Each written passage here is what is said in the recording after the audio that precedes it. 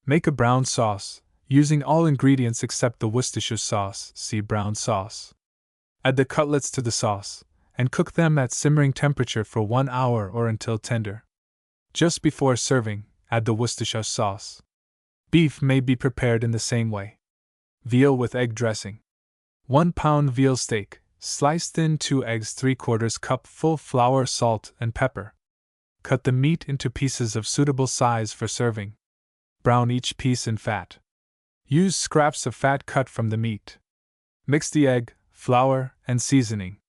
Spread both sides of each piece of meat with the egg mixture. Again brown the pieces of meat in fat. Then add boiling water and let the meat cook at simmering temperature for at least 2 hours. Serve hot. Beef may be substituted for veal. Potato puff. 2 cupfuls mashed potatoes, 2 tablespoonfuls milk, 1 tablespoonful butter, or substitute 1 teaspoonful salt, pepper, 1 egg. Mix all the ingredients except the egg.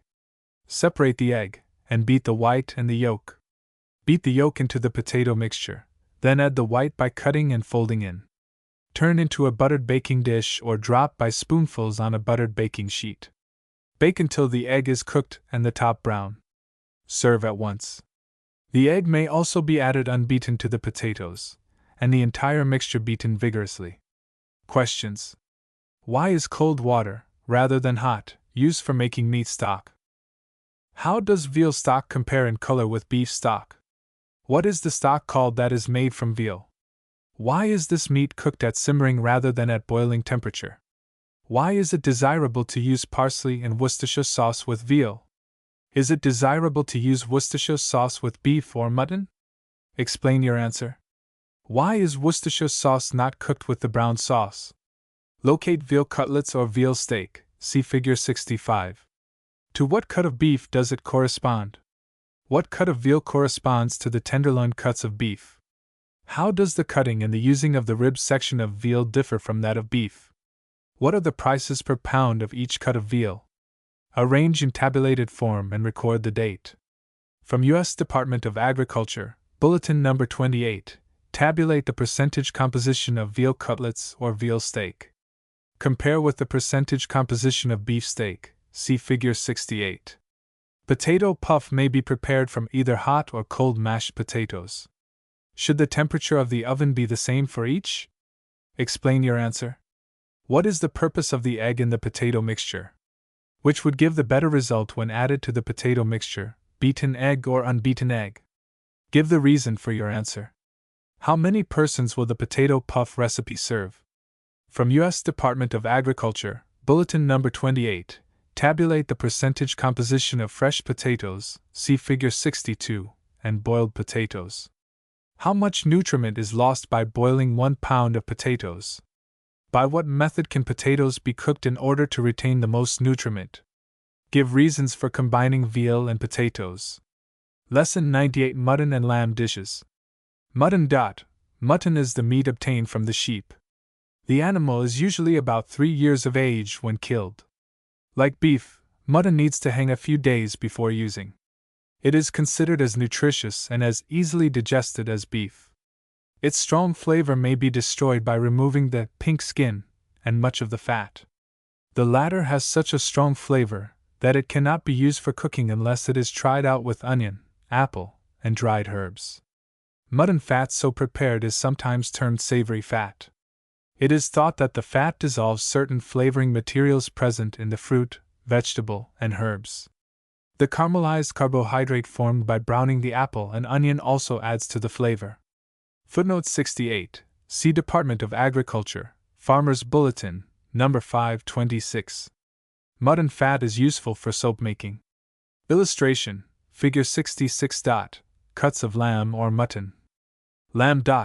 Lamb is meat obtained from the young sheep, killed when from 6 weeks to 1 year old. As the animal matures, the blood recedes from its joints, hence the joints of lamb are pink in color, while those of mutton are white. Lamb has the characteristics of the meat of immature animals. It contains more water and a little less fat than mutton, and should not be allowed to hang. It is more delicate in flavor than is mutton. Lamb should be well cooked. Mutton is sometimes served rare. Food combinations. Cuts of lamb and mutton,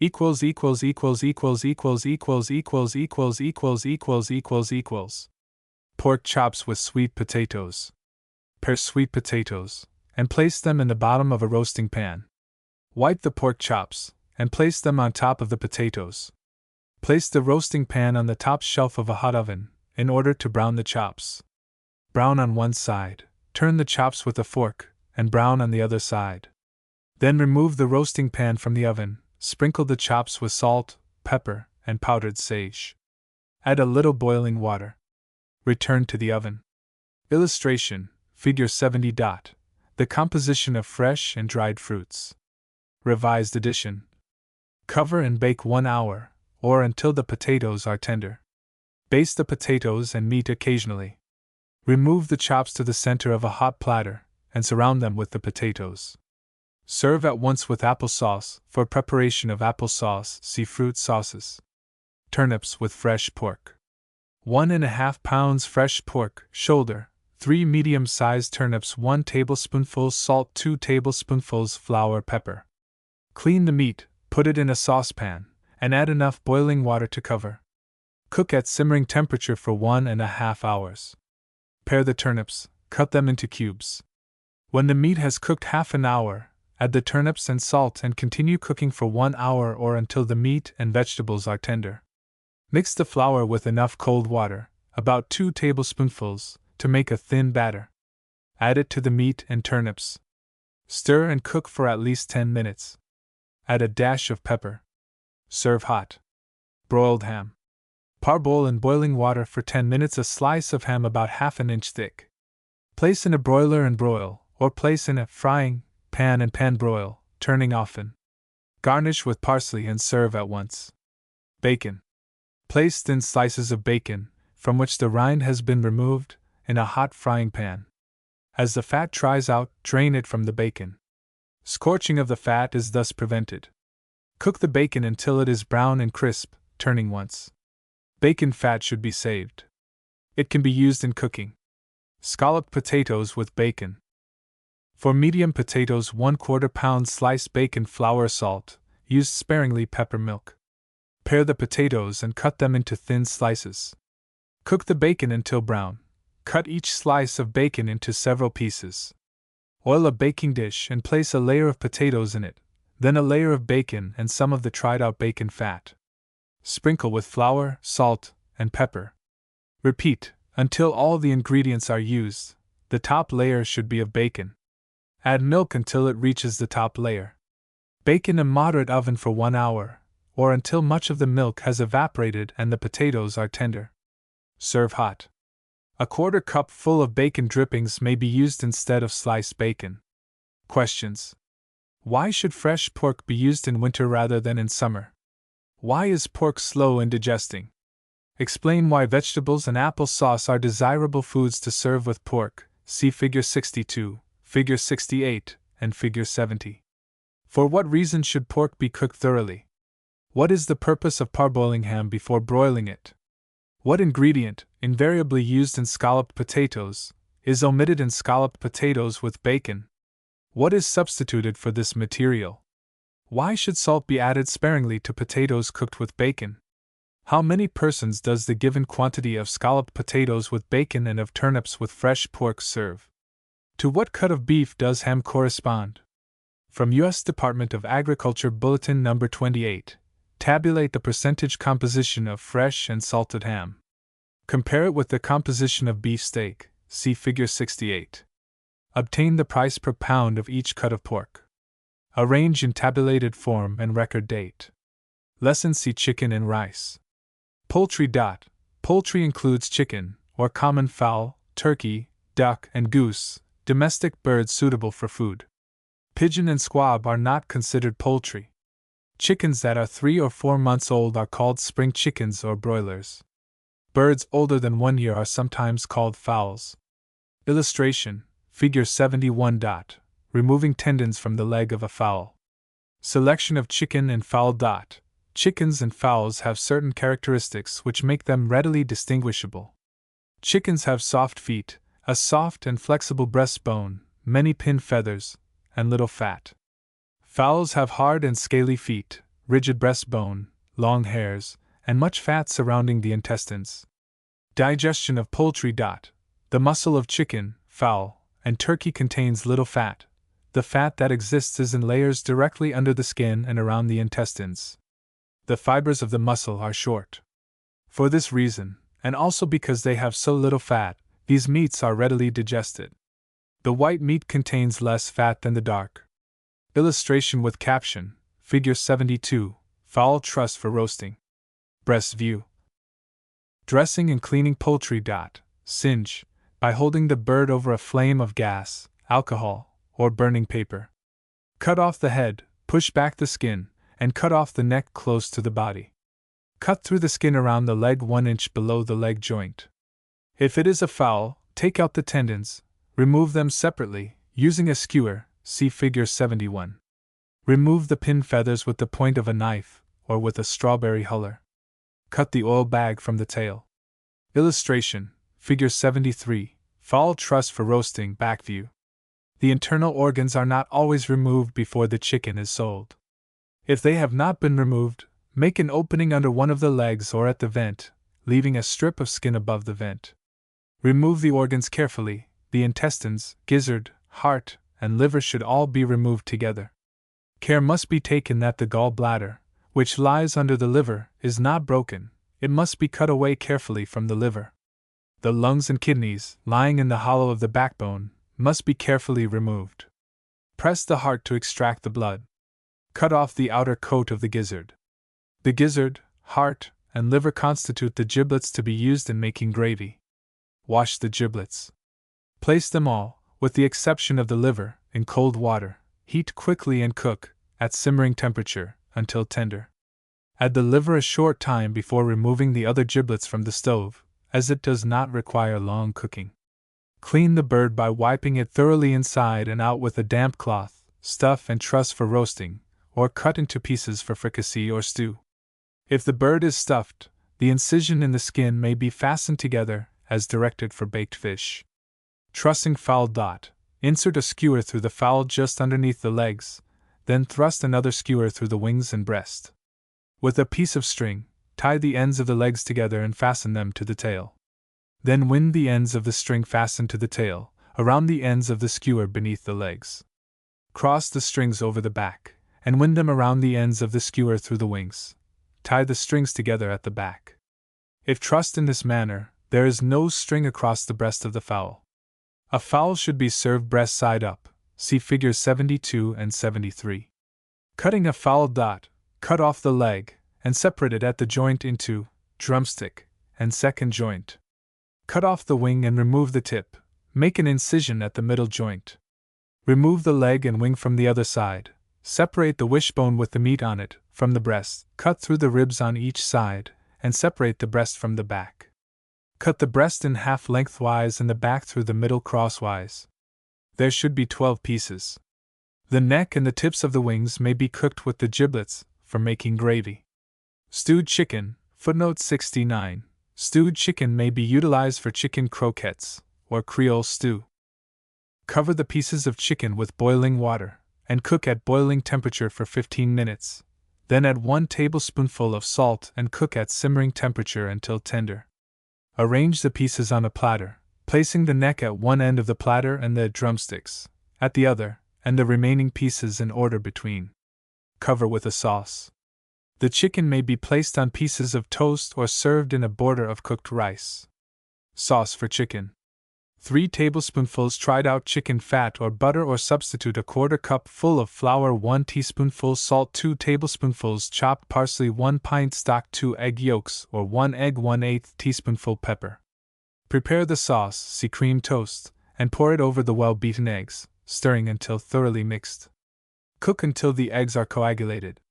Serve at once over chicken. Questions. Why is chicken more readily digested than other meat? What is the reason for cooking stewed chicken 15 minutes in boiling water? Why is the salt not added at first? Why should the chicken finally be cooked at simmering temperature rather than at boiling? What use can be made of the fat of a fowl? What is the purpose of the eggs and sauce for chicken? Explain fully why rice or toast makes a desirable addition to stewed chicken. Lesson CI Chicken and Peas Chicken Croquettes. 2½ cupfuls chopped chicken or fowl, onion juice 2 tablespoonfuls, lemon juice 1 tablespoonful, parsley. Sauce: 1 pint cream or milk, 1/3 cup full fat, 1/2 cup full flour, 1½ teaspoonfuls salt, 1/8 teaspoonful pepper, 1 teaspoonful celery salt. Chop the chicken very fine. Add the seasonings. Make the sauce, see cream toast. Add the chicken to the sauce. Cool the mixture. Shape into cones. Cover with dried bread crumbs and egg, and cook in deep fat, see fried oysters. Drain on paper. Serve at once with green peas. An egg may be beaten and added to the sauce, before mixing it with the meat. Questions: what is the purpose of cooling the chicken mixture before shaping it into croquettes? See Experiment 17. How many croquettes does this recipe make? How many cupfuls of chopped meat can be obtained from fowl of average weight? What is the average weight of a chicken 1 year old? How long does it take to cook it? What is the average weight of a spring chicken?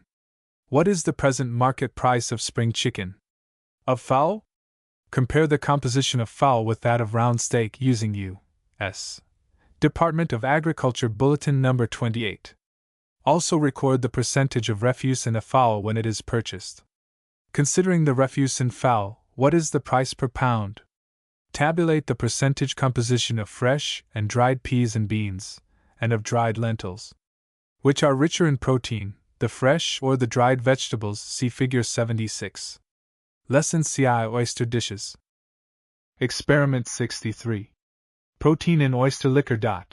Pour a small quantity of oyster liquor into a test tube and boil it. What change takes place? From your previous experience with eggs, what foodstuff would you infer that oysters contain? What inference can you draw from this as to the temperature at which oysters should be cooked? Oysters. An oyster is an animal covered with shell.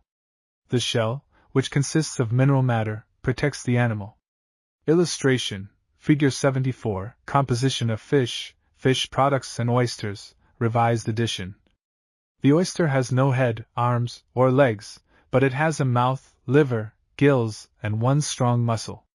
The mouth is near the hinge end of the shell. By means of the hinge, the shell is opened and water and food taken in. By means of the muscle, the shell is closed. Find the muscle in an oyster, then the dark spot, this is the liver. Also find the fluted portions that partly surround the liver, these are the gills. Oysters are in season from September until May. They are sometimes eaten during the summer months, but are not so palatable and are more apt to be contaminated by the bacteria of warm water. The bluish-green color of some oysters is due to the oysters feeding upon vegetable materials. This does not harm the flavor of the oyster. Oysters are sometimes placed in fresh water streams or in water which is less salt than that in which they have grown to fatten them. The animals taken to fresh water become plump and increase in weight.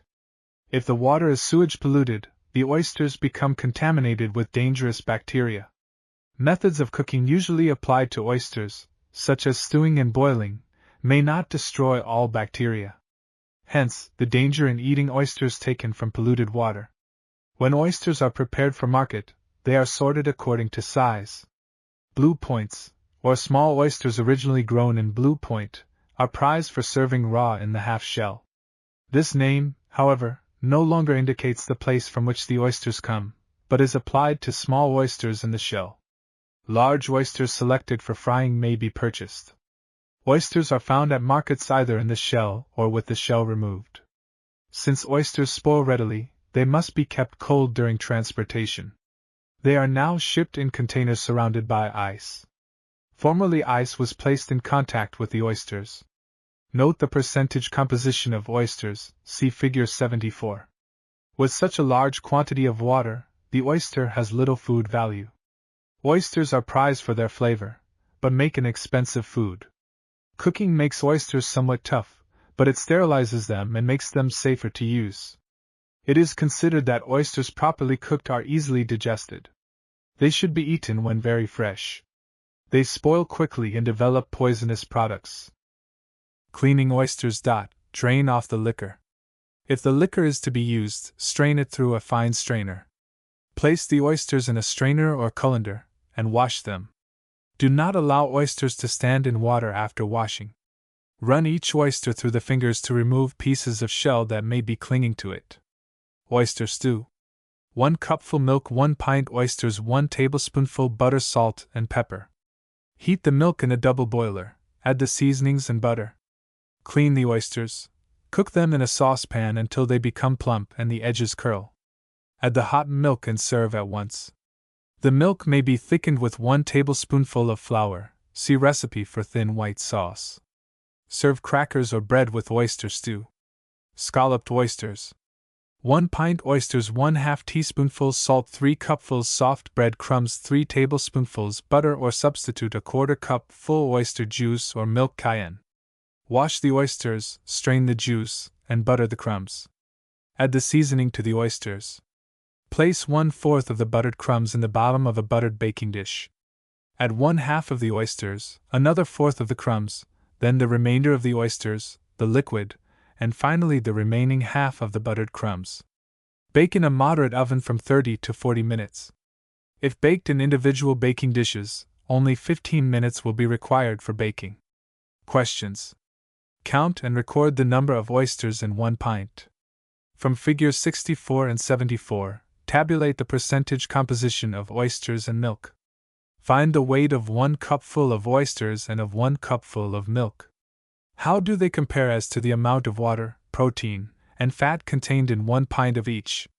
What is the difference in cost of 1 pint of each? What is the purpose of straining the oyster liquor?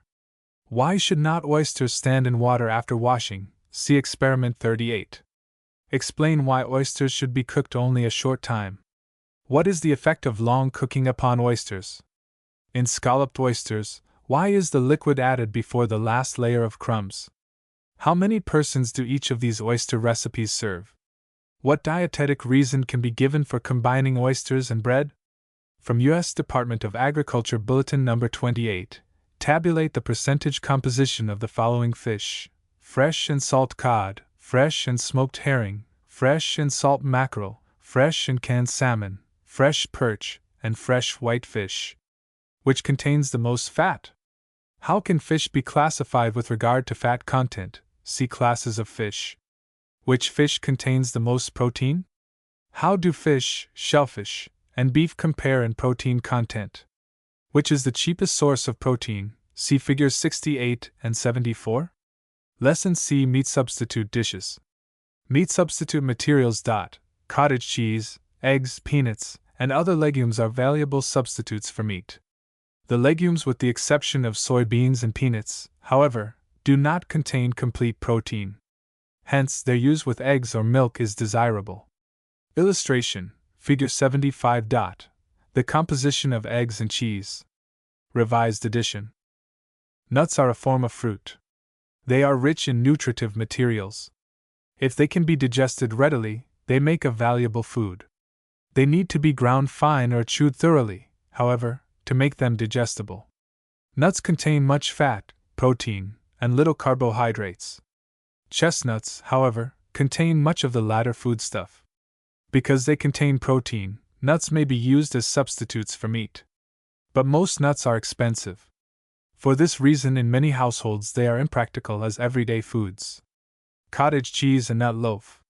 1 cupful cottage cheese, 1 cupful chopped nuts, 1 cupful soft bread crumbs, 1 teaspoonful salt, 1/8 teaspoonful pepper, 2 teaspoonfuls lemon juice, 2 tablespoonfuls scraped onion, 1 tablespoonful fat. Mix the cheese, nuts, bread crumbs, lemon juice, salt, and pepper. Cook the onion and fat together until they are brown. Add a small quantity of water, and then add the onion mixture to the other ingredients. If necessary, add more water to moisten the mixture. Pour into a baking dish and bake until brown. From United States Food Administration leaflet. Scalloped eggs with cheese. 6 hard-cooked eggs, 2 cupfuls medium white sauce, 2 cupfuls buttered soft bread crumbs, 3/4 cup full cheese. Grate the cheese, or cut it into pieces, and add it to the white sauce. Cut the eggs in slices. Oil a baking dish, and place the materials in the dish in layers, having the lower and top layers of bread crumbs. Bake in a moderate oven until the mixture is heated through and the crumbs are browned. Serve hot in place of meat. Peanut roast. 1½ cupfuls dried breadcrumbs, milk, 1½ cupfuls shelled peanuts, 4 teaspoonfuls baking powder, 1 egg, salt and pepper. Figure 76. The composition of legumes and corn, revised edition. Cover the breadcrumbs with milk, and soak them until soft. Chop the peanuts very fine, and mix with the baking powder. Beat the egg. Mix thoroughly all the ingredients, and turn into an oiled bread pan. Bake about 45 minutes in a moderate oven. Serve hot with tomato sauce. Illustration, Figure 77. The composition of bread and other cereal foods. Revised edition. Commercial salted peanuts may be used for peanut roast. Questions. From U.S. Department of Agriculture Bulletin Number 28. Find the percentage of protein in cream and cottage cheese, eggs, see Figure 75, walnuts, peanuts, dried peas, and beans, see Figure 76, and beef. How many ounces of protein does a pound of each of these foods contain? What is the price per pound of each of these foods? Which food is the cheapest source of protein? Why are breadcrumbs a valuable addition to scalloped eggs with cheese, see Figure 77. Name other meat substitute foods and dishes. Lesson Civ meat extenders and one-dish meals. Meat extenders. The flavor of meat is generally liked. Doubtless the flavor accounts more than any other characteristic for the popularity of meat. By using a small quantity of meat and combining it with various cereals and vegetables, the flavor of meat permeates the mixture, although its quantity is reduced and price consequently lowered. Foods containing such a combination of food materials are termed meat extenders. Those desiring to reduce the quantity of meat consumed either for the sake of health or economy will find meat-extending dishes desirable. One-dish meals. When many demands other than those of housekeeping are made upon homekeepers, it is often wise to lessen housekeeping duties. It is both possible and satisfactory to cook an entire meal in one dish. A meal consisting of one dish with a few accessories is termed a one-dish meal. It is obvious that the one-dish meal is both simple and economical. It saves time, fuel, and food. It is a wise conservation measure. In preparing the one-dish meal, use a combination of 2 or more of the following groups of food. 1. Vegetables. 2. Milk, or cheese, or eggs, or fish, or meat, or beans, or nuts. 3. Cereal, such as corn, barley, rice, oats, or buckwheat. To 2 or more of these groups of food, a small amount of fat or oil is generally added. The use of such foods with a dessert or fruit or a plain salad makes a meal that satisfies the most exacting. It is most interesting to select foods from the groups above that would eat well together. The one-dish meal gives one the opportunity for a fascinating study of food combinations. If the casserole or fireless cooker is used in their preparation, the possibilities are limitless. An examination of the meat substitute dishes and meat extenders will show that most of these foods make one-dish meals. Mutton with barley. 1 pound mutton, 1 onion, half a cup full pearled barley, 2 quarts water, boiling 4 potatoes, celery leaves, fresh or dried, 1½ teaspoonfuls salt. Cut the fat from the meat, cut the meat into pieces. Put the fat and sliced onion in a frying pan.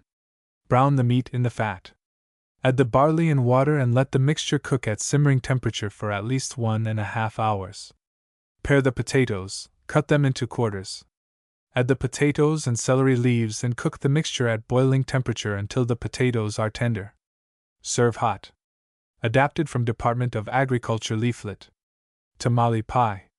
3/4 cup full cornmeal, 1½ teaspoonfuls salt, 3 cupfuls boiling water, 1 onion, 1 tablespoonful fat, 1 pound chopped meat, 2 cupfuls tomatoes, cayenne pepper, or 1 small chopped sweet pepper, 1¼ teaspoonfuls salt. Make a mush by stirring the cornmeal and 1½ teaspoons salt into boiling water. Cook in a double boiler or over water for 45 minutes. Brown the onion in the fat, add the chopped meat, and stir until the red color disappears. Add the tomato, pepper, and salt. Grease a baking dish, put in a layer of cornmeal mush, add the seasoned meat, and cover with mush. Bake 30 minutes. Adapted from United States Department of Agriculture leaflet. Creole stew.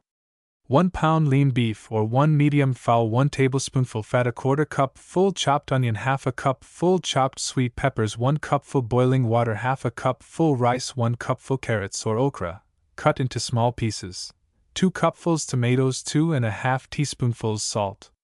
Cut the meat into small pieces or cut the fowl into joints. In a frying pan, melt the fat, add the onions, peppers, meat, or chicken. Brown for a few minutes. Pour these materials into a casserole or kettle of the fireless cooker and add the other ingredients. If the casserole is used, cook at simmering temperature for 2 hours. If the stew is to be cooked in the fireless cooker, cook it directly over the flame for half an hour and then place it in the fireless cooker from 2 to 3 hours. Serve hot. With chicken and okra, this is the famous Creole chicken of the South. Adapted from United States Department of Agriculture leaflet. Questions. Make a list of meat-extending dishes. Make a list of foods suitable for the main food of one-dish meals. How many persons will 1 pound of meat serve? How many persons will the dishes of this lesson, each containing 1 pound of meat, serve? Tell why the foods comprising these dishes are desirable food combinations.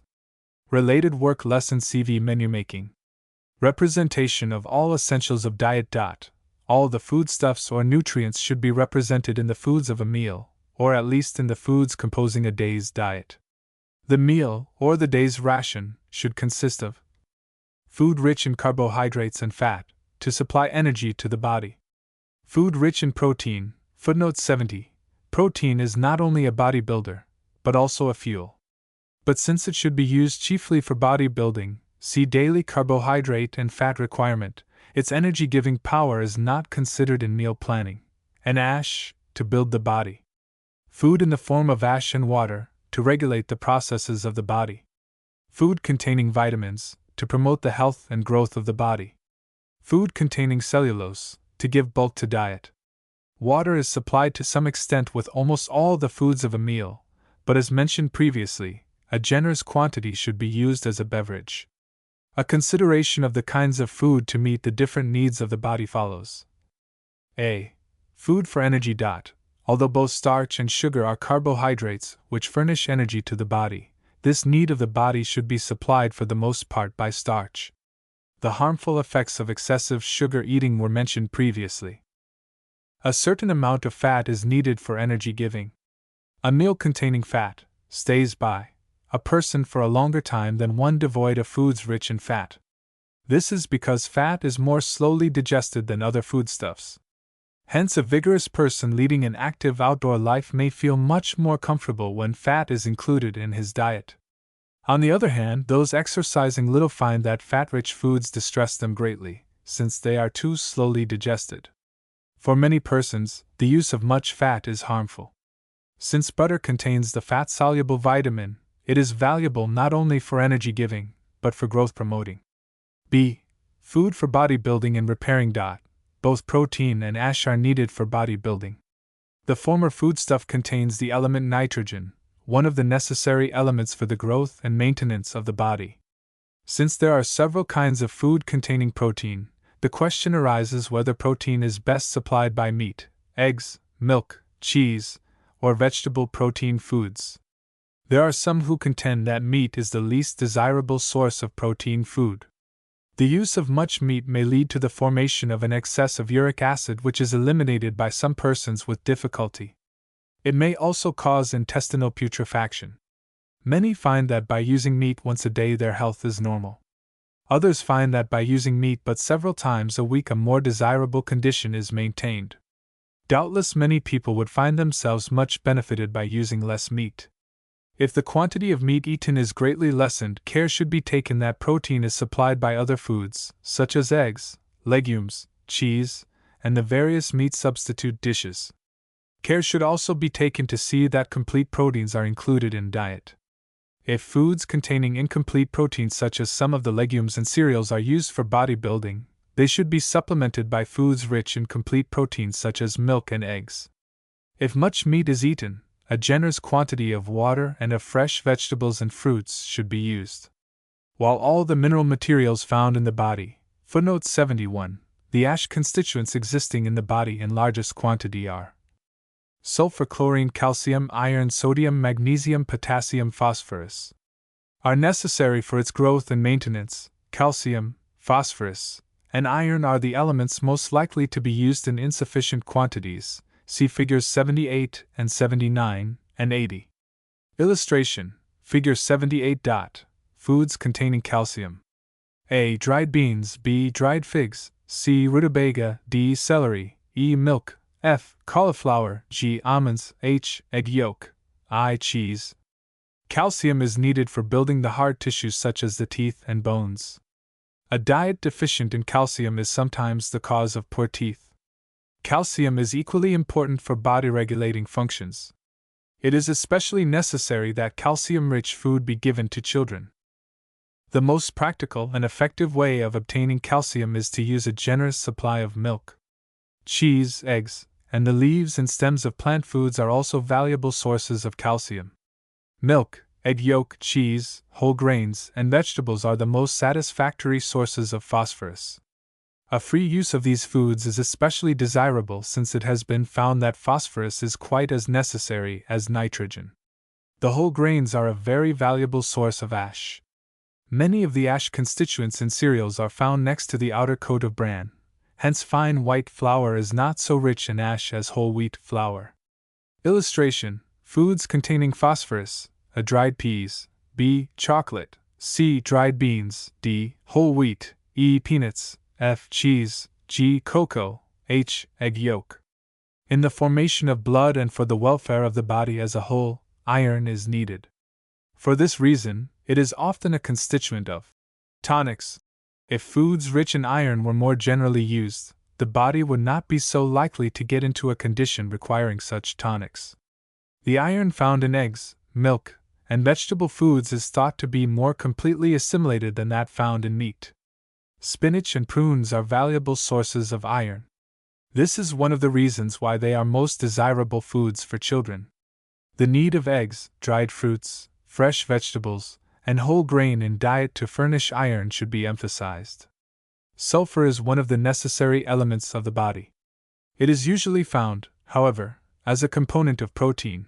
Hence, if enough protein is supplied to the diet, sulfur will be present in sufficient quantity. As mentioned, leafy vegetables not only supply calcium but sodium and chlorine, two of the needed minerals of the body. If fresh vegetables and fruits along with foods rich in calcium, iron, and phosphorus are used, and these foods are cooked and served so as to retain all their nutriment, one can be assured that the diet contains all the necessary ash constituents. Illustration: Figure 80. Foods containing iron. A. Dried peas. B. Dried figs. C. Whole wheat. D. Lentils. E. Spinach. F. Dried dates. G. Eggs. H. Rye. I. Lean beef. J. Dried beans. K. Raisins. L. Dried lima beans. C. Food for regulating. Although ash is needed for bodybuilding, it also serves to regulate certain body processes as explained previously. Hence, if the mineral matter valuable for building is used, the body is also supplied with regulating materials. D. Food for promoting growth. A discussion of vitamins, the materials essential for growth of the body and the maintenance of health, was given in a previous lesson. It is most necessary that foods rich in vitamins be included in diet. E. Food for bulk. The use of foods containing cellulose, which adds bulk to diet, is needed by most persons. Many foods rich in mineral matter also contain much cellulose. Vegetables, fruits, and whole grains furnish both of these materials. Other factors to be considered in menu making. For successful menu making, a number of factors other than the selection of foods to meet the needs of the body should be considered. A discussion of these follows. A. Appetizing foods. If the appetite needs stimulation, foods which have an appetizing effect may be used for the first course of meals. Fruit is very often served for the first course of a breakfast, and sometimes for the first course of a luncheon. Soup may serve as the appetizer of either a luncheon or dinner. Cream soup, being especially nourishing because of its milk content, not only serves as an appetizing food, but as one of the nutritious foods of a meal. B. Foods of contrasting flavor. If beef or some other protein-rich food is chosen for the main dish of a meal, such as dinner, root vegetables or grains rich in starch, but bland in flavor, are good additions. By combining foods of decided flavor with those of less pronounced taste, and those rich in one foodstuff with those abounding in another nutrient, combinations that are both pleasing and varied in flavor may be secured. A housekeeper needs to use imagination in selecting foods that will taste well together. C.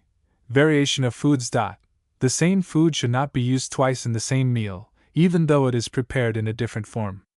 It would be monotonous to serve tomato soup and tomato salad, or bean soup and baked beans at the same meal. Neither would one care to have hash served for both breakfast and luncheon on the same day. Of course, such foods as bread and butter may be used with every meal. D. Moist and dry foods. A combination of moist and dry foods is more pleasing than a combination of foods of equal dryness or moisture. This does not mean that dry foods should be rinsed down with liquids. That is unwise from a physiological standpoint. To the majority of persons, creamed potatoes are more desirable with broiled steak than plain boiled potatoes. The latter would be more pleasing with meat served with a sauce or gravy. E. Sweet foods. A sweet food should not be eaten at the beginning of a meal. Such sugar-rich foods as preserves and jellies may be served with the main course of a meal or at its close. As explained previously, the sugar is then diluted with other food materials and proves less irritating. If desserts are included in a menu, the practice of serving them at the close of a meal is desirable from a dietetic viewpoint. When the appetite is partially appeased, there is less tendency to eat large quantities of sweet foods. A dessert that is rich in both fat and sugar such as pastry should be served only with a light meal, while a light dessert such as fruit or gelatin may be used at the close of a heavy meal. Very often dried fruits and nuts are used as accessories after a meal. They are then often digested with difficulty, because the meal itself has taxed the digestive organs. These foods should be considered as a part of the meal and should not be added after enough other nutrients have been eaten. There is no reason why a wholesome dessert should not be considered one of the nutritious foods of a meal. F. Milk and beverages. Since milk is necessary for perfect nourishment, it is well for adults to use it as a beverage for at least one meal each day. Children should use it at all meals.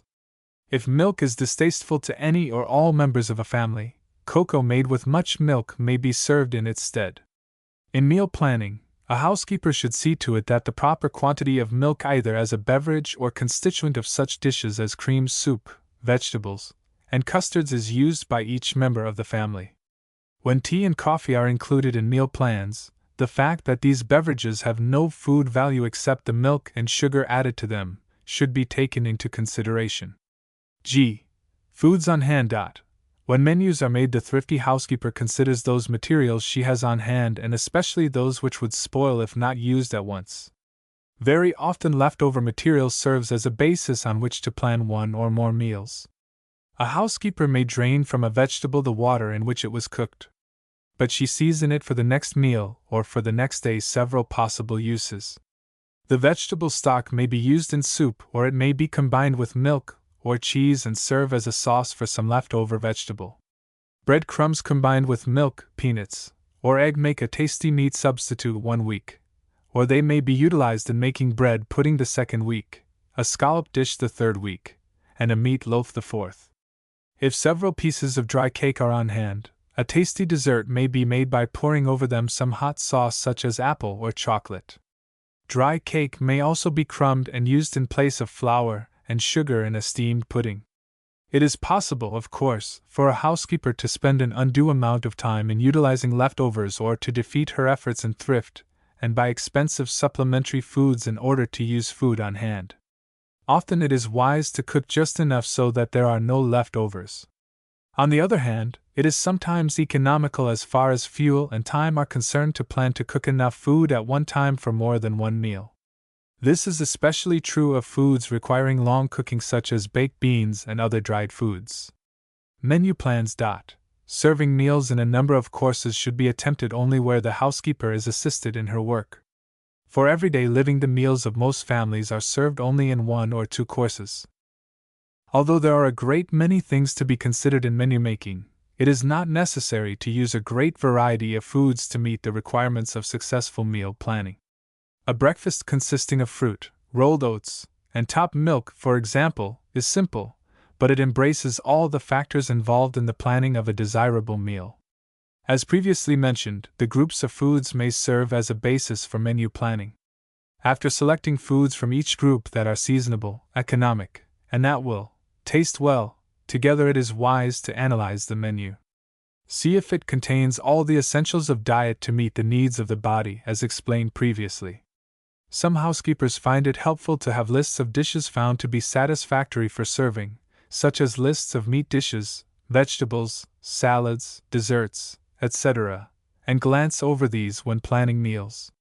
The menu plans which follow are merely suggestive. Both simple and more elaborate menus are given for each of the 3 meals. A breakfast may consist of fruit, cereal, or eggs and toast beverage, or fruit or cereal, or both, meat, egg, or vegetable, bread and butter beverage. A luncheon or supper may consist of cream soup, bread and butter salad, or fruit beverage, or fruit or cream soup, fish or meat substitutes, vegetables, bread and butter salad, dessert beverage.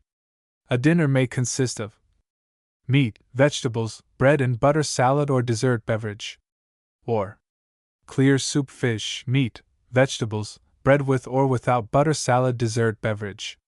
Questions. Mention several combinations of 2 or more foods that are varied in moisture, dryness, and composition, and that are of contrasting flavor. Give reasons for making the combinations. Make out suitable menus in your home for a week. Compute the cost of the week's menus. If the cost does not come within the limit that can be spent for food in your home, change the menus so that the cost does not exceed the food allowance. Lesson CVI: Planning, Cooking, and Serving a Luncheon or Supper. Plan a luncheon or supper, footnote 72, if the laboratory period is limited to 90 minutes. All this time will be required to cook and serve the meal and wash the dishes.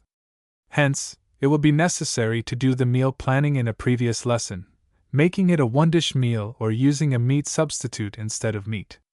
Also use seasonable food materials and follow the suggestions given in Lesson CV. Compute the cost of the menu. If it exceeds 20 cents per person, change the menu so that its cost comes within this amount. Analyze the menu. Is food from each of the groups contained in it? Cook and serve the luncheon or supper. Follow the English or family style of serving. Serve the meal without a maid. Lesson QI Review: Meal Cooking Menu. Seasonable vegetables, salad dressing, salad rolls. See Lesson 14 for suggestions regarding the preparation of the lesson. Lesson QI Home Projects, footnote 73, see Lesson 9. Suggestions for homework. Plan and prepare 1-dish meals or meals containing meat substitute, at least 1 a week. Plan and prepare meals containing meat, at least 1 a week. Compute the cost of these meals. Also note the time required to prepare them. Suggested aims: 1. To determine the difference in time required to cook a 1-dish meal and a meal containing several different dishes. 2. To determine the difference in cost of a meal without meat and one containing a meat substitute. Division 10 Quick breads. Pour batters. Lesson 6 Leavening with steam and air. Popovers. When flour is to be moistened and baked to make bread or cake, other ingredients are usually added to improve the grain, texture, and flavor. To understand some of the principles of mixing and lightening baked flour mixtures, try the following. Experiment 64. Leavening with steam and air. Footnote 74. Note to the teacher. Experiments 64 and 65 can be performed most expeditiously by dividing the class into groups of 2 and having each group do the 2 experiments. Mix 1/8 cupful of flour and 1/8 cup full of cold water. Beat thoroughly with a Dover egg beater. Note the consistency of the batter. Pour at once into an oiled muffin pan.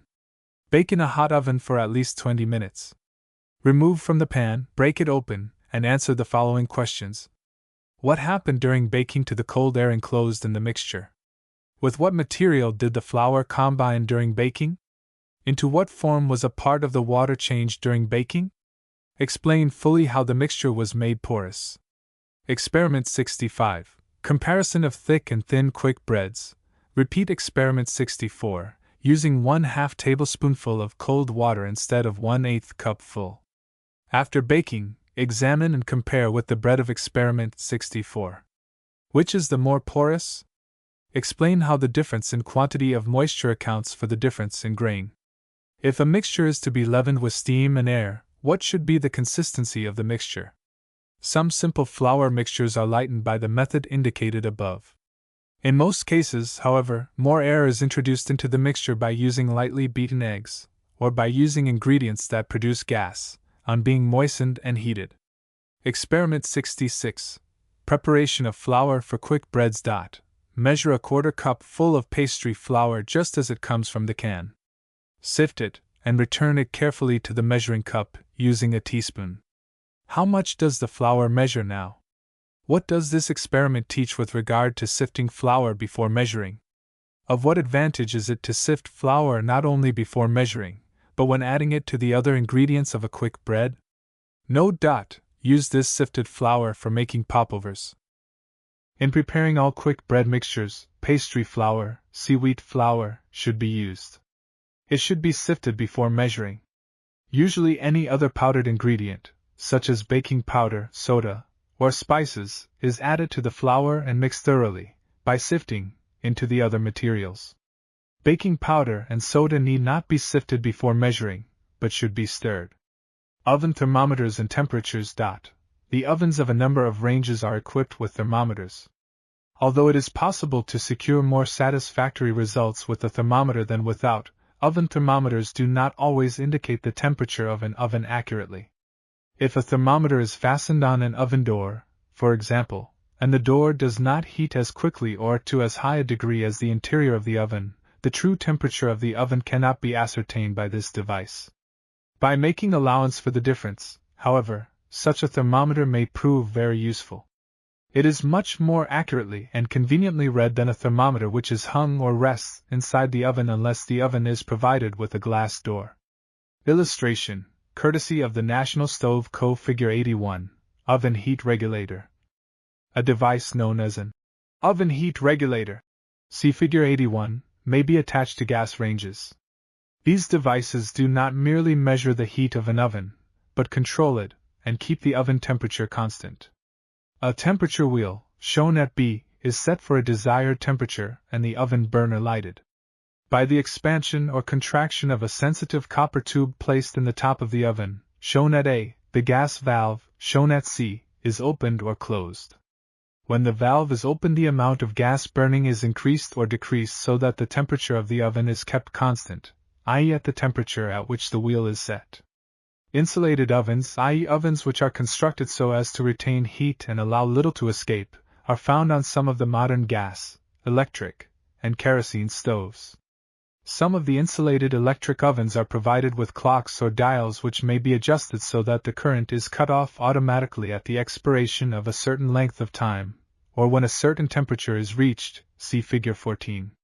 Because of the insulated walls on such ovens, the food continues to cook on stored heat. A chemical thermometer inserted in an oven is a fairly satisfactory means of obtaining oven temperatures. If one has the use of an oven provided with a chemical thermometer in the school kitchen, tests may be obtained so that the temperature of the oven in the home kitchen may be estimated. The tests are as follows. Heat the oven. When it reaches a temperature of 250 degrees Fahrenheit. Footnote 75. See footnote 86, regarding the use of the Fahrenheit scale. Place a piece of white paper in the oven. After 5 minutes, remove the paper, note the color. Continue to heat the oven. Place paper in the oven at 350 degrees Fahrenheit, 400 degrees Fahrenheit, 425 degrees Fahrenheit, 450 degrees Fahrenheit, 475 degrees Fahrenheit, 500 degrees Fahrenheit, 525 degrees Fahrenheit, and 550 degrees Fahrenheit. Note the color of each piece of paper. Baking temperatures have been classified as follows. Footnote 76, from Technical Education Bulletin, number 22. Some attempts to standardize oven temperatures for cookery processes. By Maybe, Van Arsdale, Teachers College, Columbia University. 1. Slow oven, 250 degrees to 350 degrees Fahrenheit, for custards and meringues. 2. Moderate oven, 350 degrees to 400 degrees Fahrenheit, for bread, gingerbread, plain cake. Footnote 77. The lower temperature should be used for loaf cakes and the higher temperature for layer cakes. All molasses mixtures. 3. Hot oven, 400 degrees to 450 degrees Fahrenheit, for Parkerhouse rolls and popovers. In baking popovers, the oven should be cooled to moderate heat after the first 10 minutes. 4. Very hot oven, 450 degrees to 550 degrees Fahrenheit, for pastry. After the first 6 minutes, the temperature should be lowered to hot. Oven temperatures may be estimated also as follows. A. Note the number of minutes required to change white paper, flour, or bread to a light brown or to a golden brown. B. Note the number of counts, 1 count per second, that the hand may be held in the oven. Pour batter. All breads may be divided into 2 classes, A. Quick breads and B. Yeast breads. The former are so named because a much shorter time is required in their preparation. Quick breads are divided into several classes, depending upon the proportion of flour and moisture in the batter. A pour batter is the thinnest quick bread mixture. It usually contains about equal parts of flour and moisture. A definite proportion cannot be stated, since the thickening quality of different flours varies, and the wetting quality of different moist materials varies. Many pour batters contain a little more flour than moisture. Popover mixture is a typical pour batter. Popovers: 1 egg, 1/2 teaspoonful salt, 1 cupful milk, 1 cupful flour, 1/3 teaspoonful fat, melted. Oil iron gem pans. Place them in the oven, heat until very hot. Put all the popover ingredients in a mixing bowl, and beat the mixture with a Dover egg beater. Pour it into the hot pans and bake 35 to 45 minutes in a hot oven, at 425 degrees Fahrenheit. Earthen cups placed in a dripping pan may be used instead of iron pans. Popovers may be served hot as a bread, for breakfast or luncheon, or may be used as a dessert with custard or lemon filling or sauce. Fruit makes a pleasing addition to popovers. Before baking, drop a piece of apple, peach, or other fruit into the batter in each cup. Questions: What change, other than moistening the flour, takes place in the milk that helps to lighten the popovers? What changes take place in the eggs and in the air enclosed in them when they are heated quickly? What is the purpose of beating the popover mixture thoroughly? How many popovers will the given recipe make? Lesson CX: Leavening with baking soda and sour milk, spider cornbread. Besides the air that is beaten into the eggs and into the combined ingredients of quick bread mixtures, a gas, carbon dioxide, is often introduced into such mixtures. To find how this gas may be formed, try the following. Experiment 67. Action of baking soda on sour milk. Place a teaspoonful of sour milk in a test tube and add a pinch of baking soda. Do you notice any change in the ingredients? Apply heat to the contents of the tube. What kind of material, solid, liquid, or gas, is indicated by the bubbling? See Experiment 7. What does this experiment teach with regard to the use of baking soda and sour milk for lightening a mixture? Experiment 68. Chemical change. Measure a quarter cup full of thick sour milk. Footnote 78. The amount of acid in sour milk varies slightly.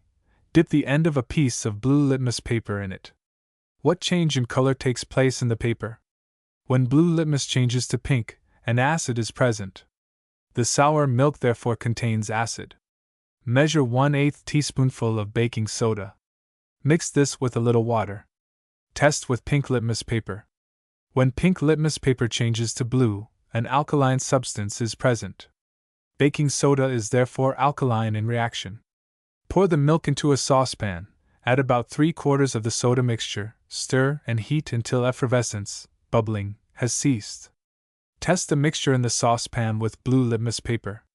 If the blue litmus paper changes color, carefully add a little more of the soda solution. Test with litmus again. If there is still a change in color, add soda solution until the litmus does not change. Then test with pink litmus. When neither pink nor blue litmus paper changes color, a neutral substance is present, i.e., a substance neither acid nor alkaline. When this occurs, the mixture in the pan is no longer acid in reaction. Neither sour milk nor baking soda exists in the pan. A chemical change has taken place. From the union of sour milk and soda, entirely different materials are formed. One is the neutral substance in the pan, another is the carbon dioxide gas which has escaped, and the third is water. When an acid and an alkaline material are mixed, a chemical change always occurs. Chemical changes are constantly taking place when certain food mixtures are cooked and digested. Experiment 69. Quantity of baking soda to use with sour milk. To the contents of the saucepan of experiment 68, add 1/8 teaspoonful more of baking soda. Stir, heat, and test with pink litmus. What is the reaction, acid or alkaline? Has the last quantity of soda been neutralized as was the first quantity? Explain. If more baking soda than is necessary to neutralize the acid of the sour milk is used, some unneutralized soda will remain in the mixture.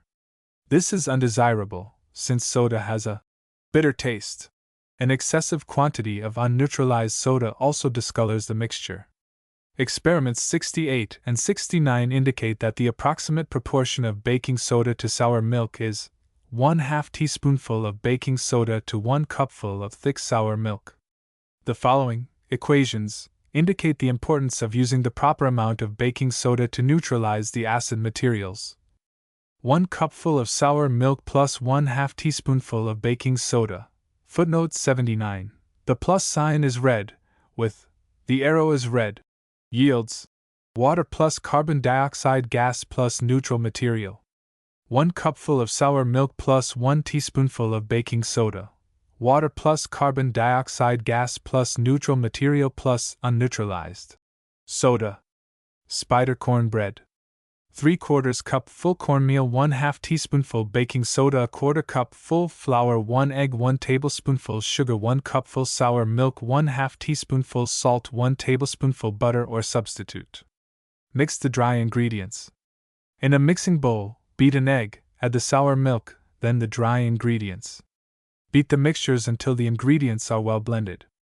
Melt the butter or substitute in a hot spider or frying pan. Pour the cornmeal mixture into it. Bake in a hot oven until sufficiently baked, usually about 20 minutes. See tests below. Serve hot. Test for sufficient baking of quick bread. Quick bread is usually sufficiently baked: A. When it is a golden brown in color. B. When the mixture shrinks from the pan. C. When the crust springs back into place, if pressed gently with the fingers. Or D. When no batter or dough clings to a wire skewer or knitting needle, see Figure 1, that has been inserted. Usually it is not necessary to apply this last test, unless the quick bread is baked in a loaf or in a very thick layer. Questions. Mention the materials used in spider cornbread to make it light. Explain their action. Explain why satisfactory results could not be obtained by using 1.5 teaspoonfuls of baking soda in this spider cornbread recipe. What is the price per half pound of baking soda? How many persons does this spider cornbread recipe serve? Lesson XI: leavening with baking soda, sour milk, and molasses, gingerbread. Experiment 70. Action of baking soda on molasses. Place a teaspoonful of baking molasses in a test tube and dilute with a little water. Test it with litmus paper. What is its reaction? Add a pinch of baking soda. Heat. What does effervescence indicate? What do we call the gas formed by the action of the baking soda and a substance having an acid reaction? Explain how baking soda and molasses could be used to lighten a quick bread. Experiment 71. Quantity of baking soda to use with molasses. Carefully measure 1/8 cup full of molasses. Footnote 80. The acidity of molasses may be due to fermentation or to the preservatives used in many brands. Its intensity varies. Dilute it with much water.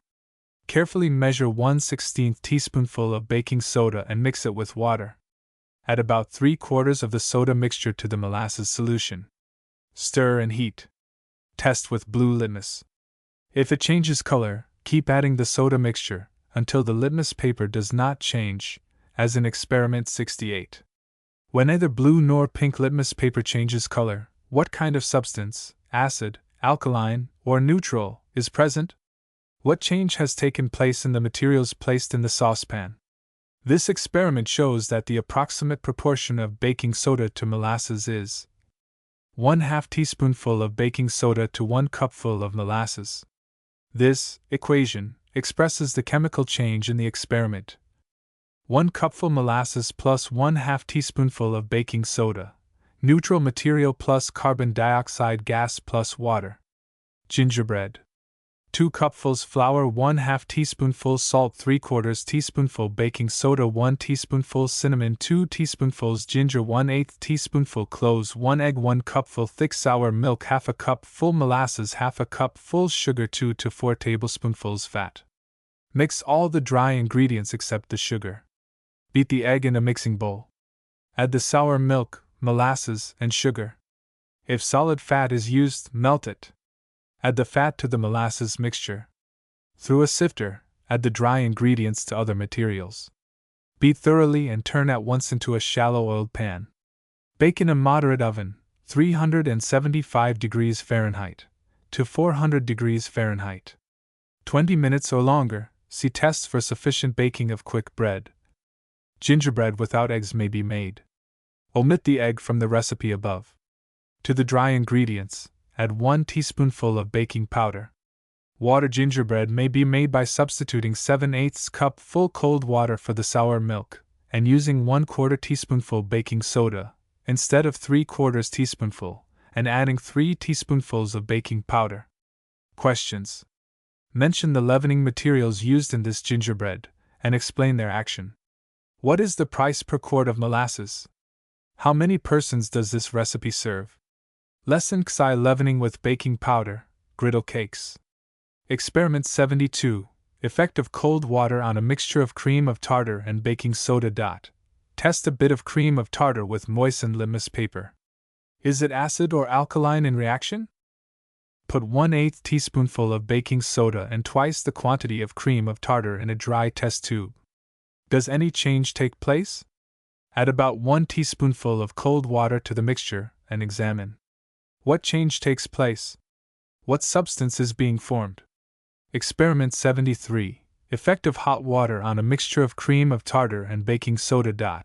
Repeat experiment 72, using hot water instead of cold with the baking soda and cream of tartar. Which causes greater effervescence, hot or cold water? Is it desirable to have more of the gas formed before or after the mixture is placed in the oven? What, then, should be the temperature, hot or cold, of liquids and other materials used in the quick bread mixtures? Experiment 74. Effect of hot water on baking powder. Add about 1 teaspoonful of hot water to 1/4 teaspoonful of baking powder. Compare the effervescence with that of experiment 73. From the comparison of experiments 72 and 73, with experiment 74, what 2 kinds of substances do you infer this baking powder contains? Save the contents of the tube for the following experiment. Experiment 75. Starch and baking powder. Filter the contents of the tube used in experiment 74 through filter paper, see figure 30. Add a drop of tincture of iodine to the insoluble material left on the filter paper. What is the insoluble constituent of this baking powder? Composition of baking powder. Baking powder consists of A. Baking soda. B. A substance having an acid reaction. C. A starchy material. The substance of acid reaction varies in different baking powders. Some powders in common use contain either cream of tartar, calcium or sodium acid phosphate, or alum. Footnote 81. Alums differ in composition. They are sulfates of various metals. The alum most commonly used in alum baking powder is sodium aluminium sulfate, as the acid material. Certain baking powders contain a mixture of materials with acid reaction, such as cream of tartar with tartaric acid, and alum with calcium acid phosphate. The starch is added to keep the other materials apart, and thus prevent the possible formation and consequent loss of carbon dioxide. The trade name of a baking powder does not usually suggest its composition, but the latter is always stated on the label of the can. Experiment 76. Comparison of the time of action of different types of baking powders.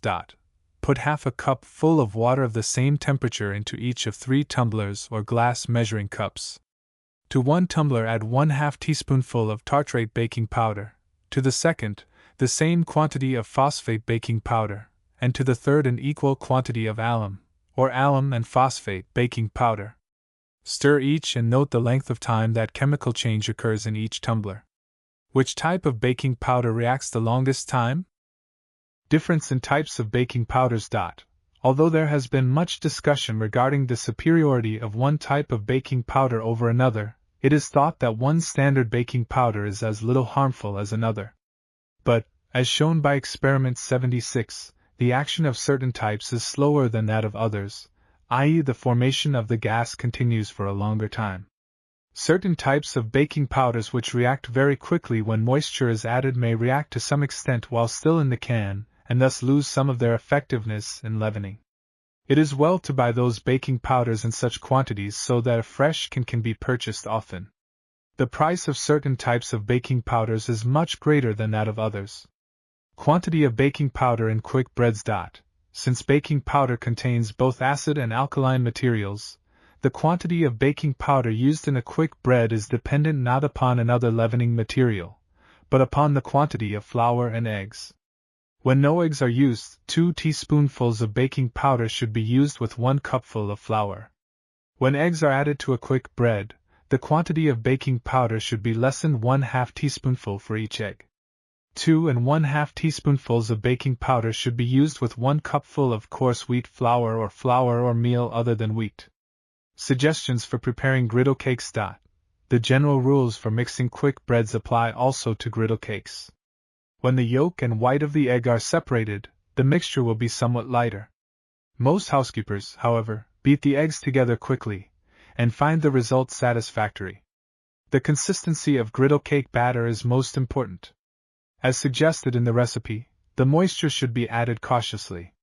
Since the quantity of baking powder depends upon the amount of flour, it is better to change from a thick to a thinner batter by increasing the moisture, rather than to change from a thin to a thicker batter by increasing the flour. After mixing the batter, drop a small cake on the hot iron. The thickness as well as the grain of the browned cake depends largely upon the consistency of the batter. If too much moisture has been used, the cake is thin, pasty, and coarse-grained. A griddle should be heated slowly, and should be hot when the cakes are mixed. If sufficient fat is used in the batter, it is not necessary to oil the griddle. The recipes for griddle cakes given in this book contain 1 1/2 times the quantity of fat generally used in griddle cake batters. Hence oiling the griddle is unnecessary. It is well after each baking to wipe off the griddle with a cloth or paper. Drop the batter by the spoonful, from the end of the spoon, on the hot griddle, brown on the underside thoroughly. When the cakes have risen, when the tops are full of bubbles, and when the edges are brown, the cakes should be turned and browned on the other side. Serve cakes at once after baking. Plain griddle cakes. 2 cupfuls flour, 1 egg, 1/2 teaspoonful salt, 1 1/2 cupfuls milk, 3 1/2 teaspoonfuls baking powder, 3 tablespoonfuls fat.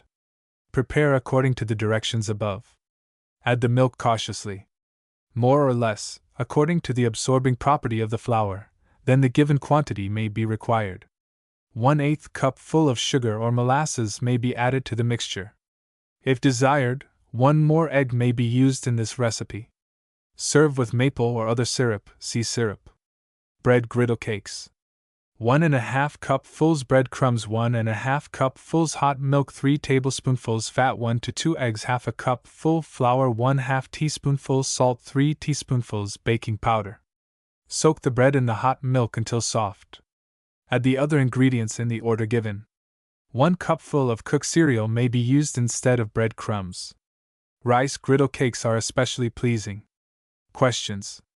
Account for the quantity of baking powder used in each of these recipes. What is the price per pound of cream of tartar? Of tartrate baking powder? Of phosphate baking powder? Of alum baking powder? Of alum phosphate baking powder? What would be the effect of exposing baking powder to moist air? How should baking powder be stored? What kind of griddle cakes result when the batter is too thin? When too thick? What indicates that the griddle is too hot? Too cool? How should griddle cakes be served? Lesson XI: Leavening with baking soda, sour milk, and baking powder, sour milk griddle cakes. Additional leavening for sour milk mixtures. Some housekeepers maintain that a superior flavor and quality is given to quick bread by the use of sour milk. It has been found that most quick breads are sufficiently light and porous when made with sour milk and baking soda, provided they contain as much or almost as much sour milk as flour and provided they contain eggs. If the quantity of sour milk is much less than that of flour and no eggs are present, it is often desirable to add leavening materials other than sour milk and baking soda. From the results of experiment 69, we know that an increased quantity of baking soda will not produce satisfactory results. Hence, more carbon dioxide gas must be obtained by other means. Since baking powder consists of both baking soda and an acid material, it makes a desirable substance for additional leavening. A combination of baking soda, sour milk, and baking powder is therefore used for leavening some quick bread mixtures, especially those that contain only a small quantity of sour milk and no eggs. This involves a double reaction. A. Baking soda plus sour milk, neutral material plus carbon dioxide gas plus water. B. Baking powder, moistened and heated, neutral material plus carbon dioxide gas plus water.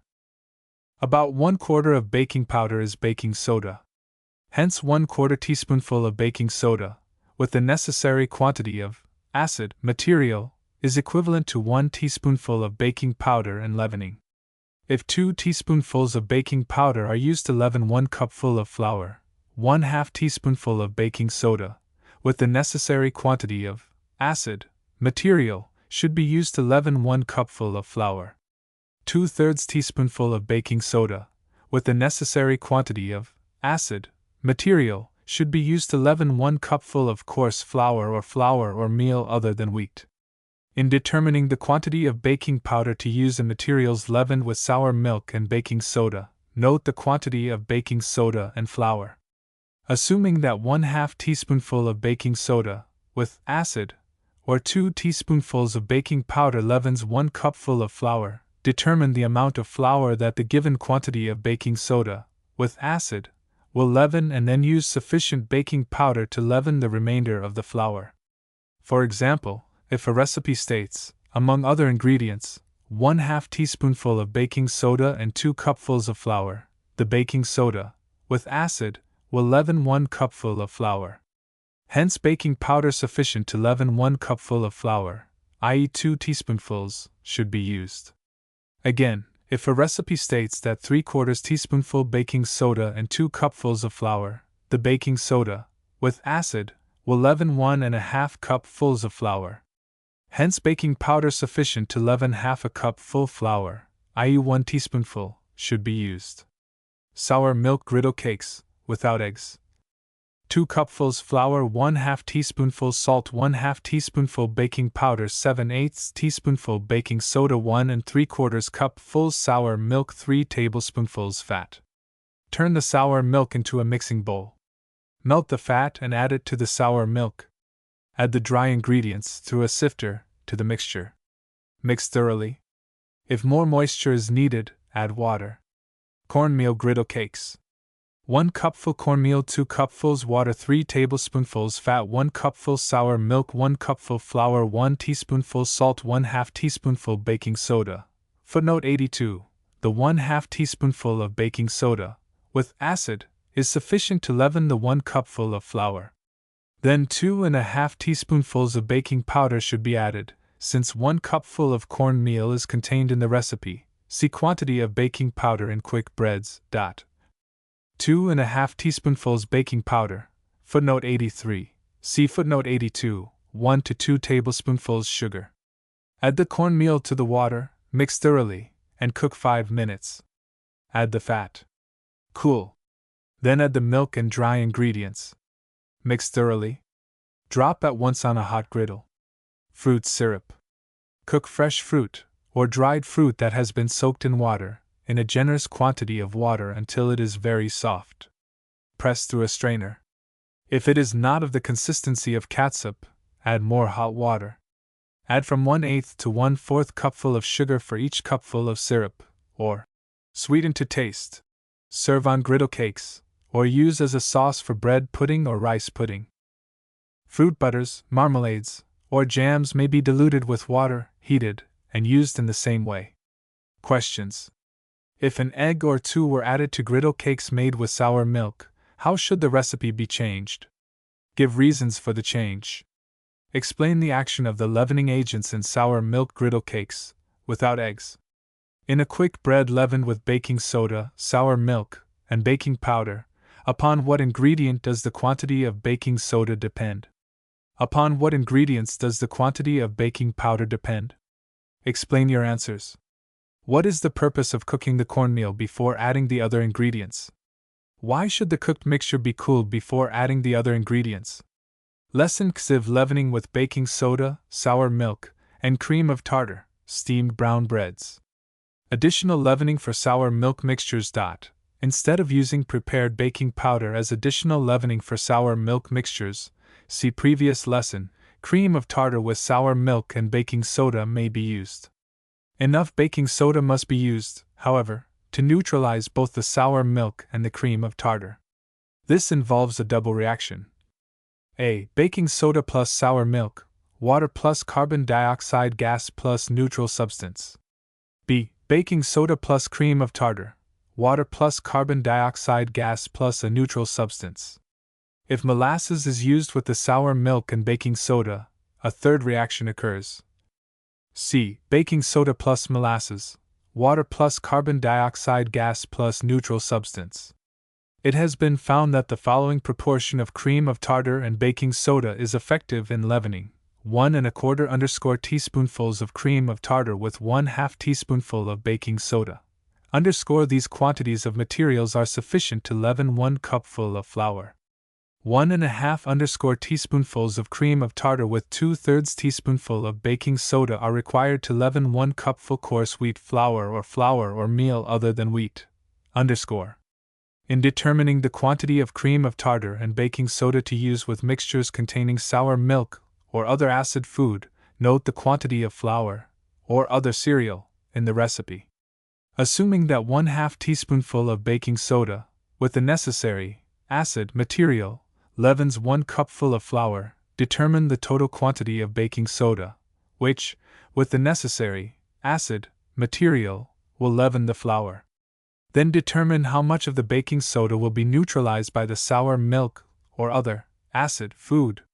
Assuming that L1/4 teaspoonfuls of cream of tartar are needed to neutralize 1/2 teaspoonful of baking soda, use enough cream of tartar to neutralize the remainder of the baking soda. For example, if a recipe calls for, among other ingredients, 2 cupfuls flour and 1 cupful of sour milk, 1 teaspoonful of baking soda, with the necessary acid material, will be needed to leaven the flour.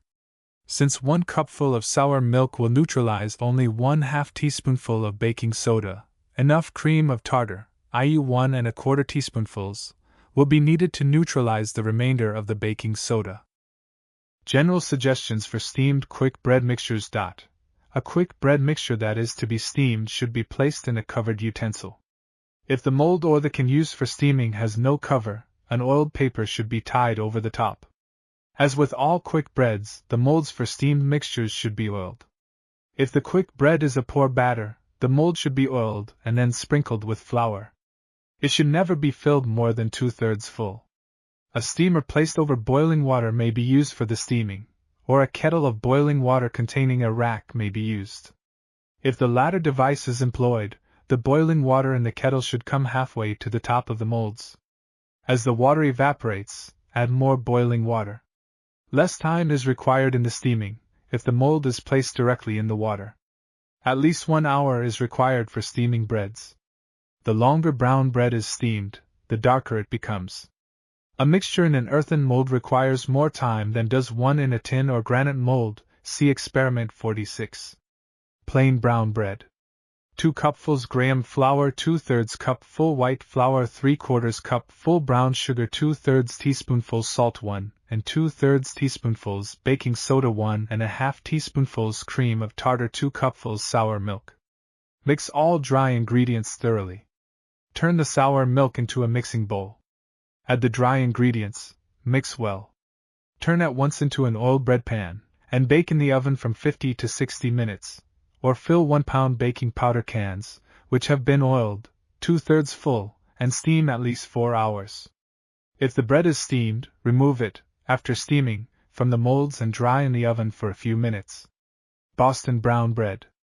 1/4 cupful sugar, 1 cupful cornmeal, 2 cupfuls graham flour, 3/4 teaspoonful salt, 2 teaspoonfuls baking soda, 2 teaspoonfuls cream of tartar, 2 cupfuls sour milk, ½ cupful molasses. Mix the dry ingredients, except the sugar, thoroughly. Turn the molasses, sugar, and sour milk into a mixing bowl. Add the dry ingredients, mix well. Turn at once into oiled molds, and steam at least 4 hours. Remove from the molds, and dry in the oven for a few minutes. Rye meal or bread crumbs may be substituted for 1 cupful of graham flour. If dried bread crumbs are used, moisten them with a little cold water before adding to the other ingredients. 1 cupful of raisins may also be added to the ingredients of the above recipe. If raisins are used, cut them in 2 and sprinkle flour over them. Butter balls. Cut firm butter into ½ ounce pieces and place in a pan of ice water. Scrub the butter paddles, place in boiling water for 10 minutes, and then in the pan of ice water until chilled. Place a piece of butter on one of the paddles and hold the paddle stationary. Shape the butter with the other butter paddle, moving it in a circular direction. Hold the paddle over the ice water while shaping. Place the butter balls in a cool place. Questions. What gas is formed in these mixtures to leaven them? By what means is the gas formed in each mixture? How much baking soda and cream of tartar should be used in a recipe containing 2 cupfuls of flour, 1 cupful of sour milk, and ½ cupful molasses? Account for the quantity of baking soda used in each of the brown bread recipes. Give 2 reasons why the paper used to cover a steamed quick bread mixture should be oiled. Why are molds for steamed mixtures filled only 2/3 full? Why should boiling water be used to replenish the water in steaming kettle? Why is a longer time required for steaming than for baking quick bread mixtures? Why should butter paddles be cleaned with a brush rather than with a cloth? What is the purpose of placing butter paddles in boiling water before using? Why hold the paddles over ice water while shaping the butter balls? Lesson CXV. Formulating recipes, waffles. Leavening formulas. A practical housekeeper needs to be able to formulate fundamental recipes. In preparing quick bread recipes, she should know the required consistency of flour mixtures, i.e., the approximate proportion of moisture and flour for each bread, and the proportion of leavening, seasoning, and shortening, fat, materials to use with flour.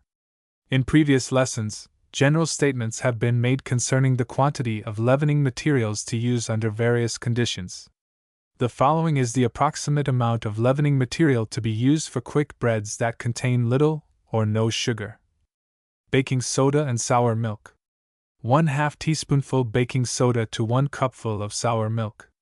Baking soda and molasses, footnote 84, see footnote 80. 1/2 teaspoonful of baking soda to 1 cupful molasses. Flour and baking powder. 2 teaspoonfuls baking powder to 1 cupful of flour when no eggs are used. When eggs are used, reduce the entire quantity of baking powder by 1/2 teaspoonful for each egg. Coarse wheat flour or meal, other than wheat, and baking powder. 2½ teaspoonfuls of baking powder to 1 cupful of coarse flour or meal. Flour, cream of tartar, and baking soda. 1¼ teaspoonfuls of cream of tartar, and 1/2 teaspoonful of baking soda to 1 cupful of flour. Coarse wheat flour or meal, other than wheat, cream of tartar and baking soda. 1½ teaspoonfuls of cream of tartar, and 2/3 teaspoonful of baking soda to 1 cupful of flour.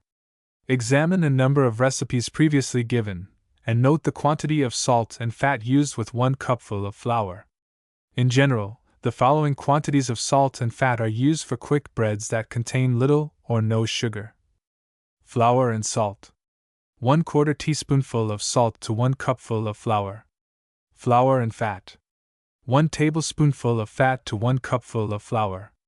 While these data are helpful in formulating recipes, the pupil should remember that they are all approximate and for plain breads only. When recipes are modified by the addition of a cereal, a fruit, or a flavoring material, some of the quantities will need to be changed. Waffles. 2 cupfuls flour, 3 to 3½ teaspoonfuls baking powder, 1/2 teaspoonful salt, 1 to 2 eggs, 1½ cupfuls milk, 2 tablespoonfuls fat. Mix according to the directions for plain griddle cakes. The quantity of baking powder depends upon the number of eggs. The greater quantity should be used with 1 egg. Before using the waffle irons, they should be heated slowly on both sides and oiled thoroughly. Oleomargarine, oil, or lard may be used for this purpose.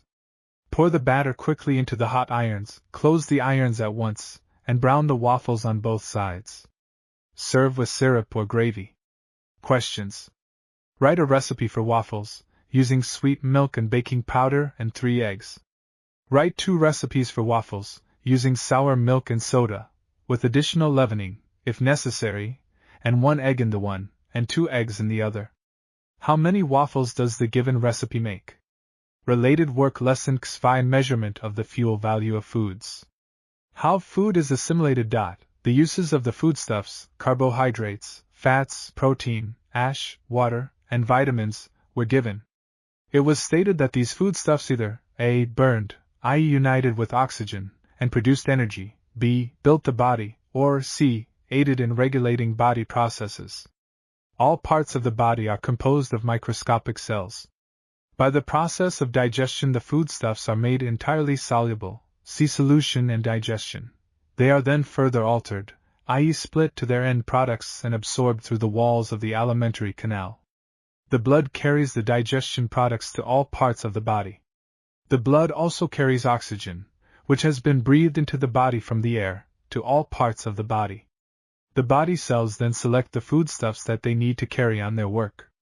Some cells pick out the fuel materials, carbohydrates, fat, or protein, and oxygen. Fuel foods, when oxidized, produce energy. Other body cells select some of the body builders, protein or ash, and use these for building or repairing tissue. The cells which build bone choose ash and the other materials needed for building bones. The cells which build muscle choose protein and the other materials needed for building muscle. Little is known regarding the use of vitamins by the body cells, other than that they are indispensable for the growth and maintenance of the body. How energy or fuel value is measured. It was stated that the human body could be compared to an automobile, i.e. the burning of the fuel foods in the body produced the ability to do work. The quantity of energy that fuel food is capable of giving off is termed the fuel value of that food. Energy has been defined as the ability to do work. Since heat is energy, the fuel value of foods shows, in part, footnote 85, although ash, water, and vitamins nourish the body, it is impossible to measure their nutritive value in terms of fuel value. Fuel value expresses the nutritive value only of the combustible foodstuffs, carbohydrates, fats, and protein. However, according to Sherman, the most conspicuous nutritive requirement is that of energy for the work of the body. Hence, the fuel value of a food is often spoken of as its nutritive value. See Chemistry of Food and Nutrition. Second edition by Henry C. Sherman, Ph.D., page 138. Their nutritive value. If the quantity of heat that is produced by burning a food is measured, the measurement indicates the quantity of energy that the food is capable of giving to the body. Heat cannot be measured by weight or length, but by the change in temperature which it produces in a given weight of a certain material. The heat unit is not a pound or yard, but a calorie, or a definite quantity of heat, which, when applied to materials, will produce change of temperature in those materials. If the temperature of 1 pound, footnote 86, note to the teacher, the avoirdupois system of measurement, and the Fahrenheit scale of temperature are used in this text. It is believed by the author that less than 10% of all pupils taking this course will enter college. Hence, the use of the measurements that are more in keeping with the pupil's practical needs. For the small minority who will enter college, a thorough drill in the metric system is urged. The following formula gives the necessary information for changing from the Fahrenheit to the centigrade scale. Subtract 32 and multiply by May 9th. Of water is 70 degrees Fahrenheit, and it is desired to increase the temperature of that water to 74 degrees Fahrenheit. A certain quantity of heat will have to be applied. It has been found that the quantity of heat required to raise the temperature of 1 pound of water through any 4 degrees of the Fahrenheit scale is practically the same, i.e., the quantity of heat required to raise the temperature of 1 pound of water from 32 degrees to 36 degrees Fahrenheit is about the same as the quantity of heat that must be applied to raise the temperature of 1 pound of water from 60 degrees to 64 degrees Fahrenheit. The unit of measurement of heat is taken as the quantity of heat required to raise the temperature of 1 pound of water through about 4 degrees Fahrenheit.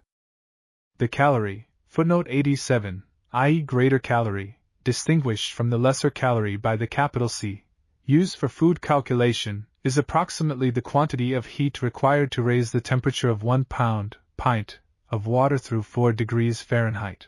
If 1 pint of water were placed over a lighted burner and heated until it increased 4 degrees in temperature, approximately 1 calorie of heat would have been applied to the water. See Figure 82. How the fuel value of a food material is measured. Scientists have worked with care to obtain accurate data for the measurement of the heat produced by foods burning in the body. The data accepted today differ from those given by Rubner some years ago. Footnote 88, c. Chemistry of Foods and Nutrition. Second edition, by Henry C. Sherman, Ph.D., page 143. Physiological fuel values. 1 gram protein yields 4 calories, 1 gram fat yields 9 calories, 1 gram carbohydrate yields 4 calories, expressing grams approximately in ounces. These data become: 1 ounce of protein yields 113 calories, 1 ounce of fat yields 255 calories, 1 ounce of carbohydrate yields 113 calories. Illustration, Figure 82. Illustrating the amount of heat represented by 1 calorie. In order to find the fuel value of foods, it is necessary to know their composition. For such data, United States Department of Agriculture Bulletin No. 28 is a valuable source. Flour. The fuel content of flour is, see United States Department of Agriculture, Bulletin No. 28, page 58, all analyses average 10.6% protein, 1.1% fat, 76.3% carbohydrates. Then, 1 ounce of flour contains 0.106 ounce of protein, 0.011 ounce of fat, 0.763 ounce carbohydrates. The protein in 1 ounce of flour yields 113 by 0106, smiley face, 11.97 calories. Illustration, Figure 83. Comparative weights of 100-calorie portions of foods. The fat in 1 ounce of flour yields 255 times 0.011 is equal to 2.80 calories. The carbohydrates in 1 ounce of flour yield 113 times 0.763 is equal to 86.21 calories. Total calories furnished by 1 ounce of flour are 11.97 plus 2.80 plus 86.21, smiley face, 100.98. Butter. The fuel content of butter is, see United States Department of Agriculture, Bulletin No. 28, page 54. 1% protein, 85% fat, no carbohydrates. 1 ounce of butter contains 0.01 ounce of protein, 0.85 ounce of fat, and no carbohydrates.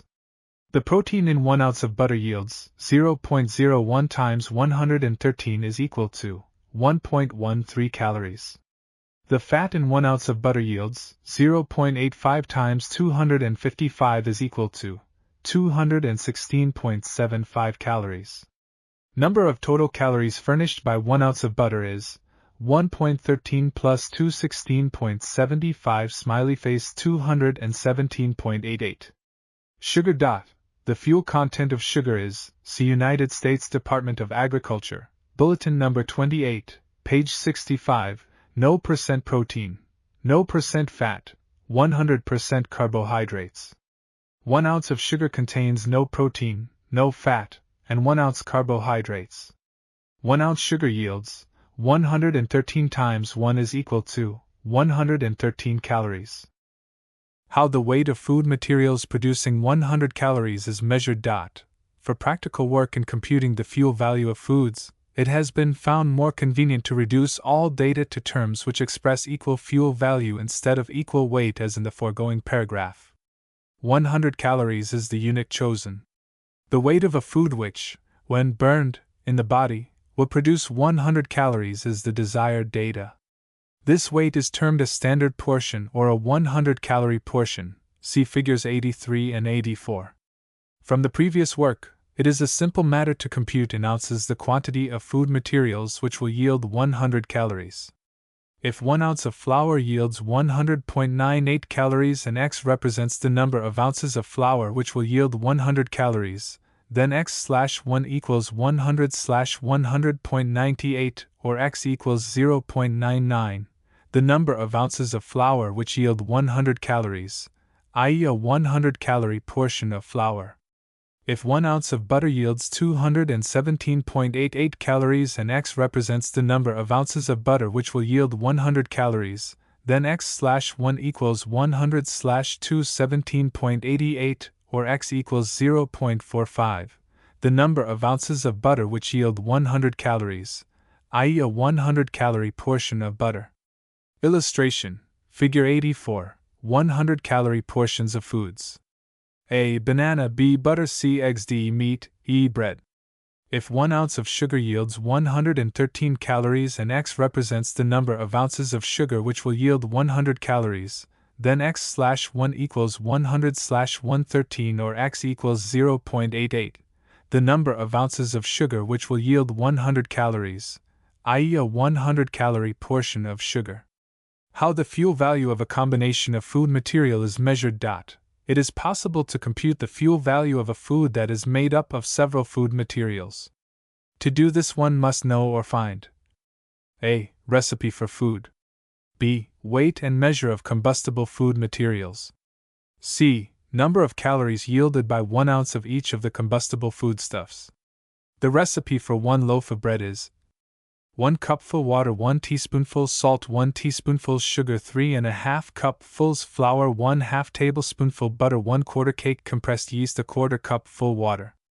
By weighing and measuring, one finds 1 pound sugar measures 2 cupfuls, 1 pound butter measures 2 cupfuls, 1 pound flour measures 4 cupfuls.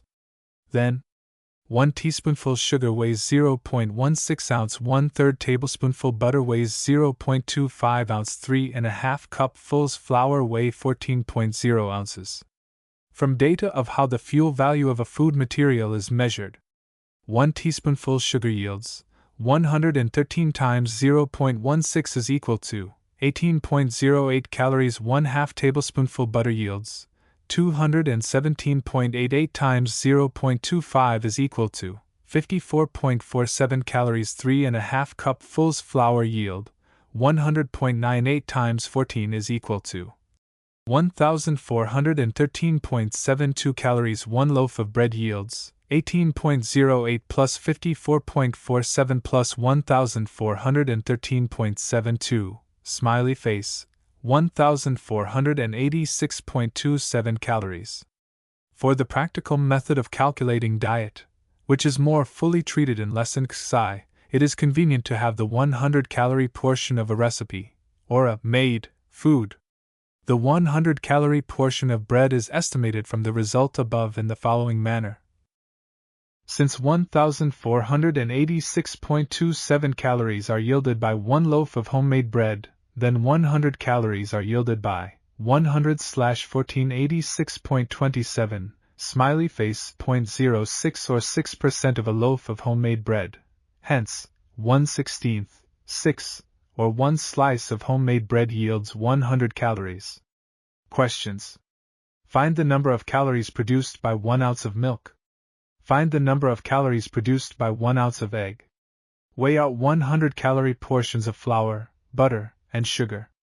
Measure these quantities, using a cup for the flour, a tablespoon for the butter, and a teaspoon for the sugar. Compute 100-calorie portions of milk and the edible portion of eggs, then weigh these portions. Measure this portion of milk in a cup. How many eggs make a standard portion? Why are water, salt, and yeast not considered when the fuel value is computed? Compute the fuel value of 1 pint of soft custard. Find the 100-calorie portion of soft custard. Note: Forms A and B given on the following pages will be found convenient in recording the results of these calculations. Lesson XV: Planning, Cooking, and Serving a Dinner. Plan a plain dinner. Footnote 89. See footnote 72. Use seasonable foods. Follow the suggestions given in Lesson CV. Plan the menu so that the cost of the materials used does not exceed 25 cents per person. Analyze the menu and see that it meets the requirements stated in Lesson CV. Cook and serve the dinner. Follow the English or family style of serving.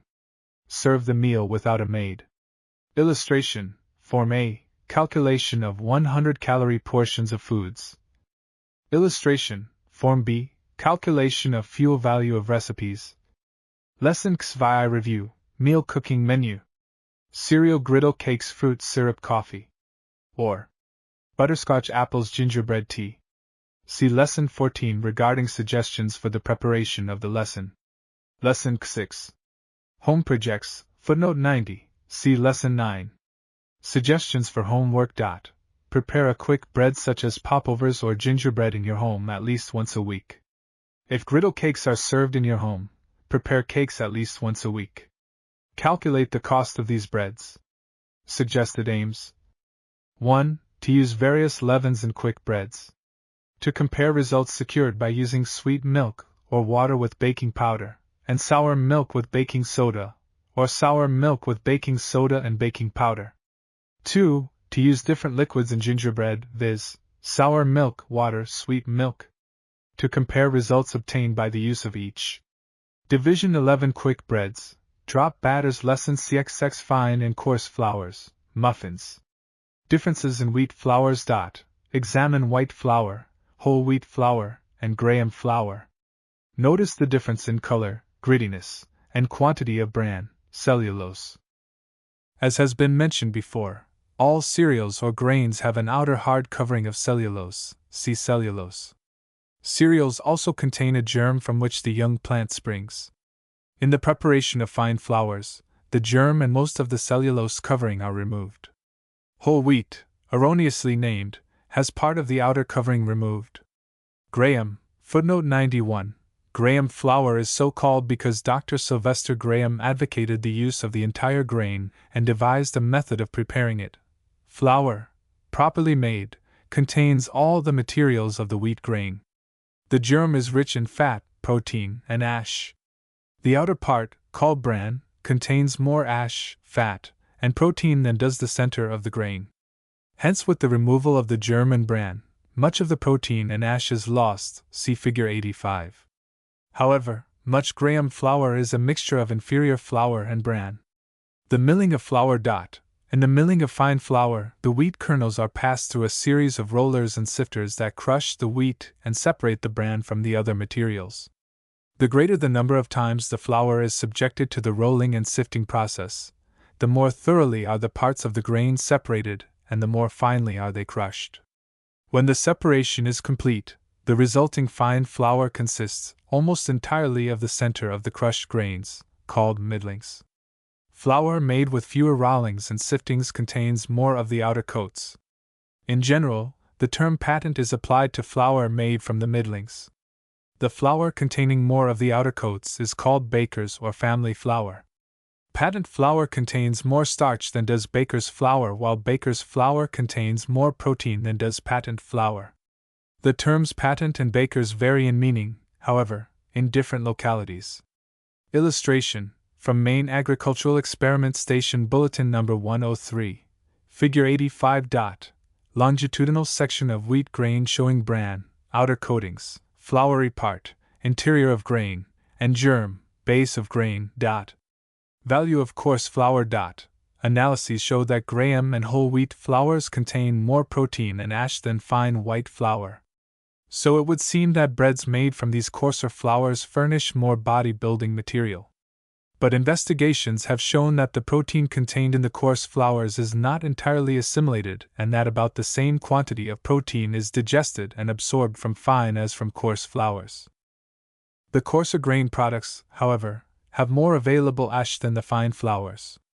Indeed, experiments show that the bran of coarse cereals is a valuable source of ash. Footnote 92. C. Chemistry of Food and Nutrition. 2nd edition H. C. Sherman, page 306. Grain products, and page 308, and that whole wheat flour is a more complete food than fine or bolted wheat flour. Footnote 93. C. The Newer Knowledge of Nutrition. E.V. McCollum, page 140. Doubtless, for many persons, whole wheat foods are more beneficial than fine flour products. Percent of nutrients. Nutritive values. The percent of nutrients in a food does not always indicate the quantity of nourishment it will yield. The nutrient must be in a condition to be absorbed. Wheat grains contain as much protein when whole as when ground into meal, yet uncooked whole wheat grains yield little nourishment to the body. They pass through the system with much nutriment unextracted. Even if the unbroken grains are thoroughly cooked, they will not furnish as much nourishment to the body as they will when in the form of meal. In the consideration of nutritive value, the personal factor enters, for some persons assimilate food much more easily or completely than others. In summing up what has been said, it will be seen that 3 factors determine the nutritive value of a food: A. Percent of nutrients, B. Form of nutrients, and C. Personal digestive characteristics. Drop batters. All batters can be stirred with a spoon. Drop batters are somewhat stiffer than pour batters. They contain, approximately, 2 parts of flour to 1 part of moisture. Compare the plain muffin recipe below with that for popovers.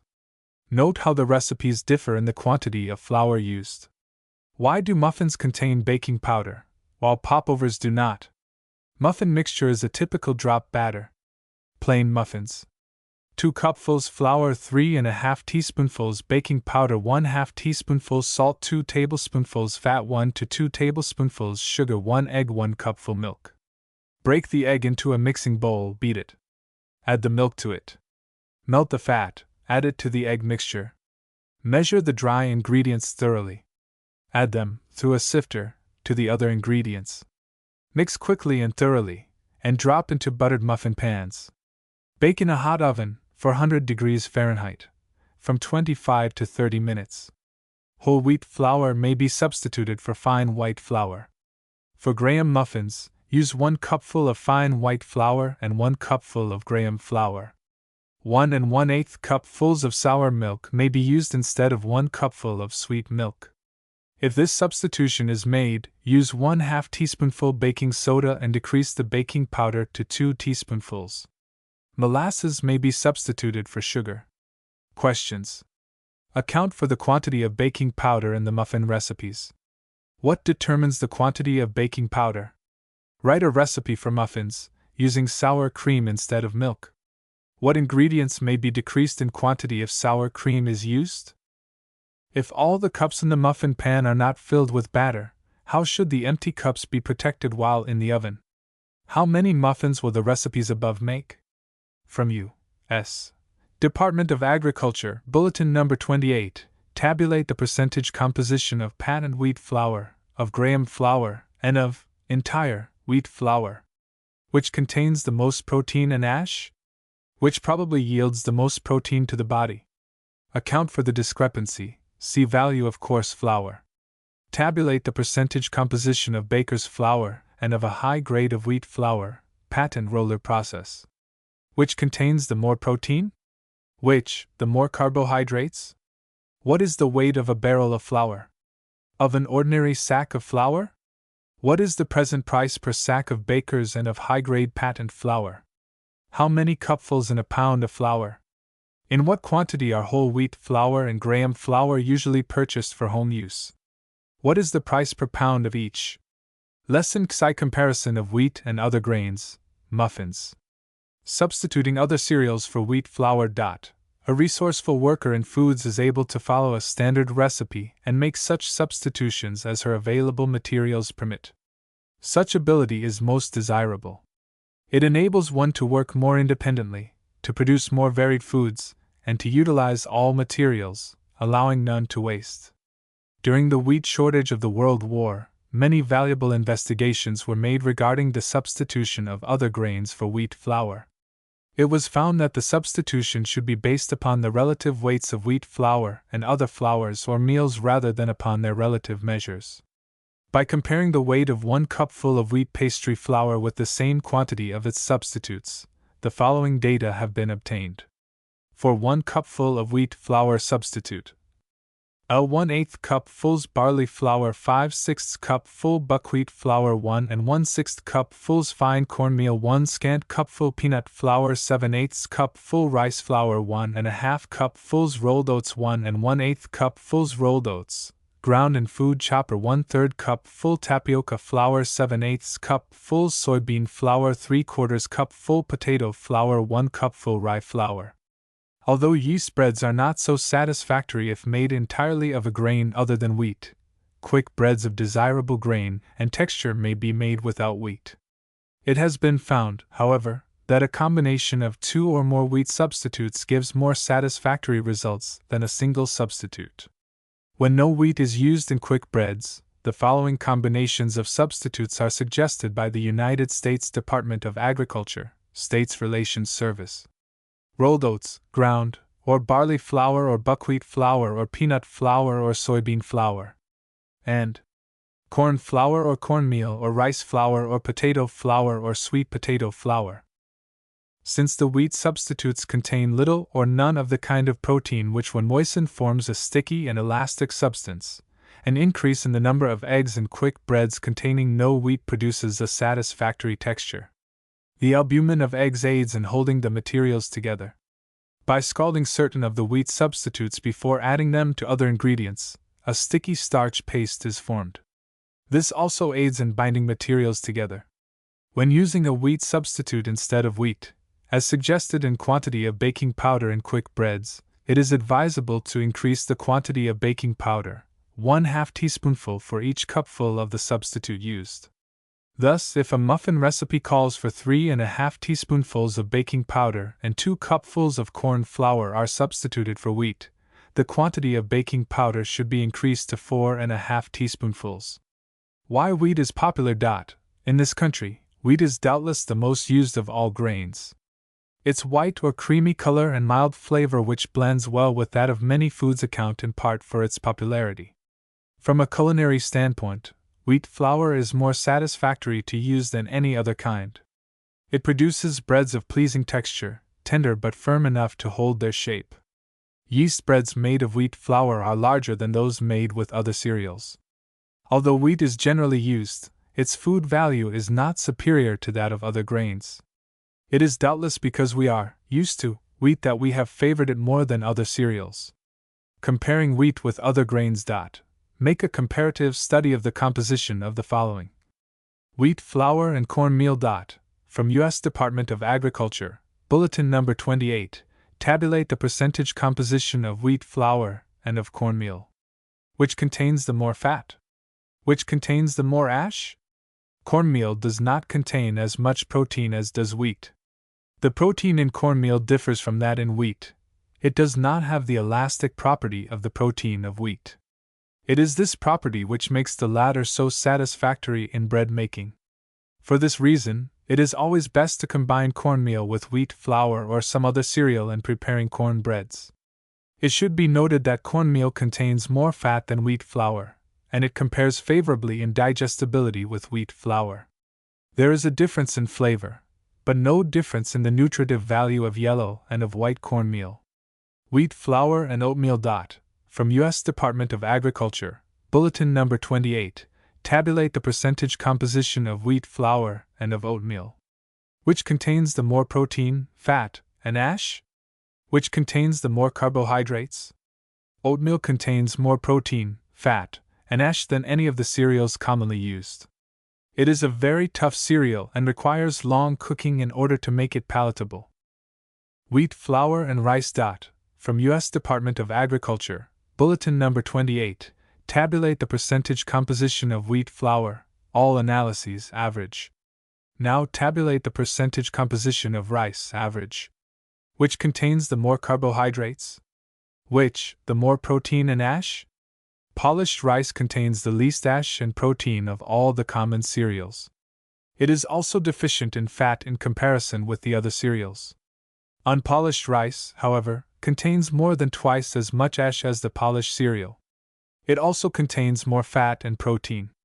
Footnote 94, composition of unpolished rice: protein, 8.02, fat, 1.96, carbohydrates, 76.98, ash, 1.15. Hence it compares favorably with the composition of other grains: wheat flour, barley, buckwheat, and rye. From U.S. Department of Agriculture, Bulletin Number 28, tabulate the percentage composition of wheat flour, of barley, of buckwheat, and of rye. Note the quantity of fat in barley and in buckwheat, and the small amount of protein in buckwheat and in rye. Corn muffins: 1 1/3 cupfuls flour, 2/3 cup full cornmeal, 4 teaspoonfuls baking powder, 1 to 2 tablespoonfuls sugar, 1/3 teaspoonful salt, 1 egg, 1 1/4 cupfuls milk, 2 tablespoonfuls fat. Mix as plain muffins, and bake in oiled muffin tins 25 to 30 minutes at 400 F. Rye meal may be substituted for cornmeal in this recipe. Rice muffins: 1 1/3 cupfuls flour, 3 3/4 teaspoonfuls baking powder, 2 tablespoonfuls sugar, 1/2 teaspoonful salt, 1 egg, 2/3 cup full milk, 1/2 cup full cooked rice, 2 tablespoonfuls fat. Beat the egg, add the milk and the cooked rice. Add the dry ingredients, through a sifter, to the egg mixture, melt the fat, add it to the flour mixture. Mix quickly and thoroughly, and bake in buttered muffin tins in a hot oven, 400 F. for 25 to 30 minutes. Oatmeal muffins: use the recipe for plain muffins as a basic rule. Substitute 1 cupful rolled oats for 1 cupful of wheat flour. Scald the milk, pour it over the rolled oats. Let the mixture stand for about half an hour or until it is cool. Then add the other ingredients and mix as plain muffins. Use 4 teaspoonfuls of baking powder instead of 3½ teaspoonfuls. Questions: explain why cornmeal is not used alone for cornmeal muffins. See wheat flour and cornmeal. Compare the quantity of milk used in rice muffins with that used in plain muffins. Account for the difference. From U.S. Department of Agriculture, Bulletin Number 28, tabulate the percentage composition of boiled rice. Compare with the composition of the uncooked food. How much nourishment is lost by boiling? By what method can rice be cooked to retain the most nourishment? Explain why the percent of nutrients in a food does not always indicate the quantity of nourishment that the nutrients yield to the body. See percent of nutrients, nutritive values. Lesson XI Baking powder loaf breads. Quick loaf breads. The making of yeast bread requires kneading and covers a considerable period of time. A loaf of bread leavened with baking powder or other leavens suitable for quick breads may be made in a short time. The ingredients used for such a loaf, and the method of mixing it are about the same as for muffins. Baking the mixture in a bread pan rather than in muffin pans saves some effort in pouring the batter in the pan and in washing them. For those whose time is limited for food preparation, the making of baking powder loaf breads is recommended. If it is necessary or desirable to use meals or flours other than wheat, baking powder loaf breads are advisable. Such grains can be used successfully in greater quantity, i.e., with the addition of little or no wheat flour, in quick breads than in yeast breads. A quick bread baked in a loaf should be placed in a moderate oven, about 300 degrees Fahrenheit. Moderate heat is applied so that the loaf will rise sufficiently before a crust is formed. After 10 or 15 minutes, the temperature of the oven should be increased. Some secure desirable results by allowing a loaf of quick bread to stand 20 minutes before placing it in the oven.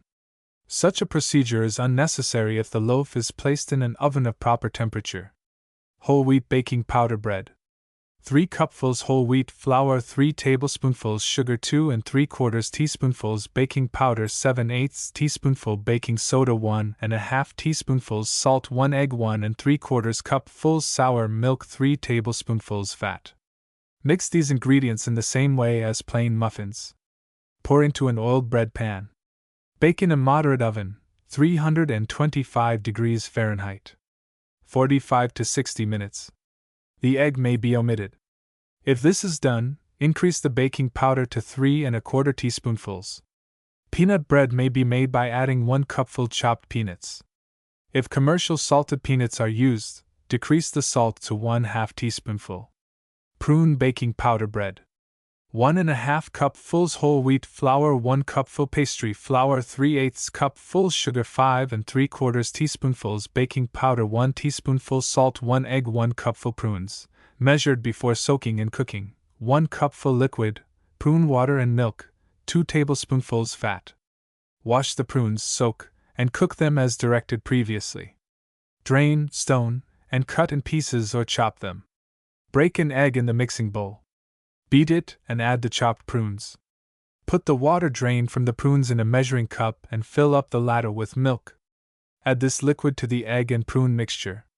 Then proceed as in making plain muffins. Turn into an oiled bread pan. Bake in a moderate oven, 325 degrees Fahrenheit. 45 to 60 minutes. Raisins or dates may be used instead of prunes. These fruits may be cooked before adding to the other ingredients, or they may be used uncooked. If the latter plan is followed, use 1 1/4 cupfuls milk instead of 1 cupful liquid. Questions. Write a recipe for prune baking powder bread in which no eggs are used. Write a recipe for raisin baking powder bread in which uncooked raisins are used, and sour milk is substituted for sweet milk. Use the recipe for whole wheat baking powder bread as a basis, and write a recipe for a loaf of quick bread in which fine white flour is used. Decrease the sour milk to 1 1/2 cupfuls. If the latter change is made, what ingredients will also require changing in quantity? Lesson XI Eggs for quick breads, cream puffs. Dried eggs. Eggs are a most valuable food, but they are extremely high in price. In the packing and transportation of eggs, many are broken. To save these cracked eggs, methods of drying them have been devised. If dried or desiccated eggs are cooked or used in cooked foods, they are not injurious. Their food value is high. It has been found, footnote 95, see Journal of Home Economics, Volume 11, page 108, March, 1919. The use of desiccated eggs. By Lois Lamon, that desiccated eggs can be used successfully in custards, quick breads, cakes, and salad dressings. Use 1 slightly rounded tablespoonful of dried egg for each egg desired. To this amount of powder, add 3 tablespoonfuls of water. Cover the mixture and allow to stand from 30 to 45 minutes, stirring occasionally.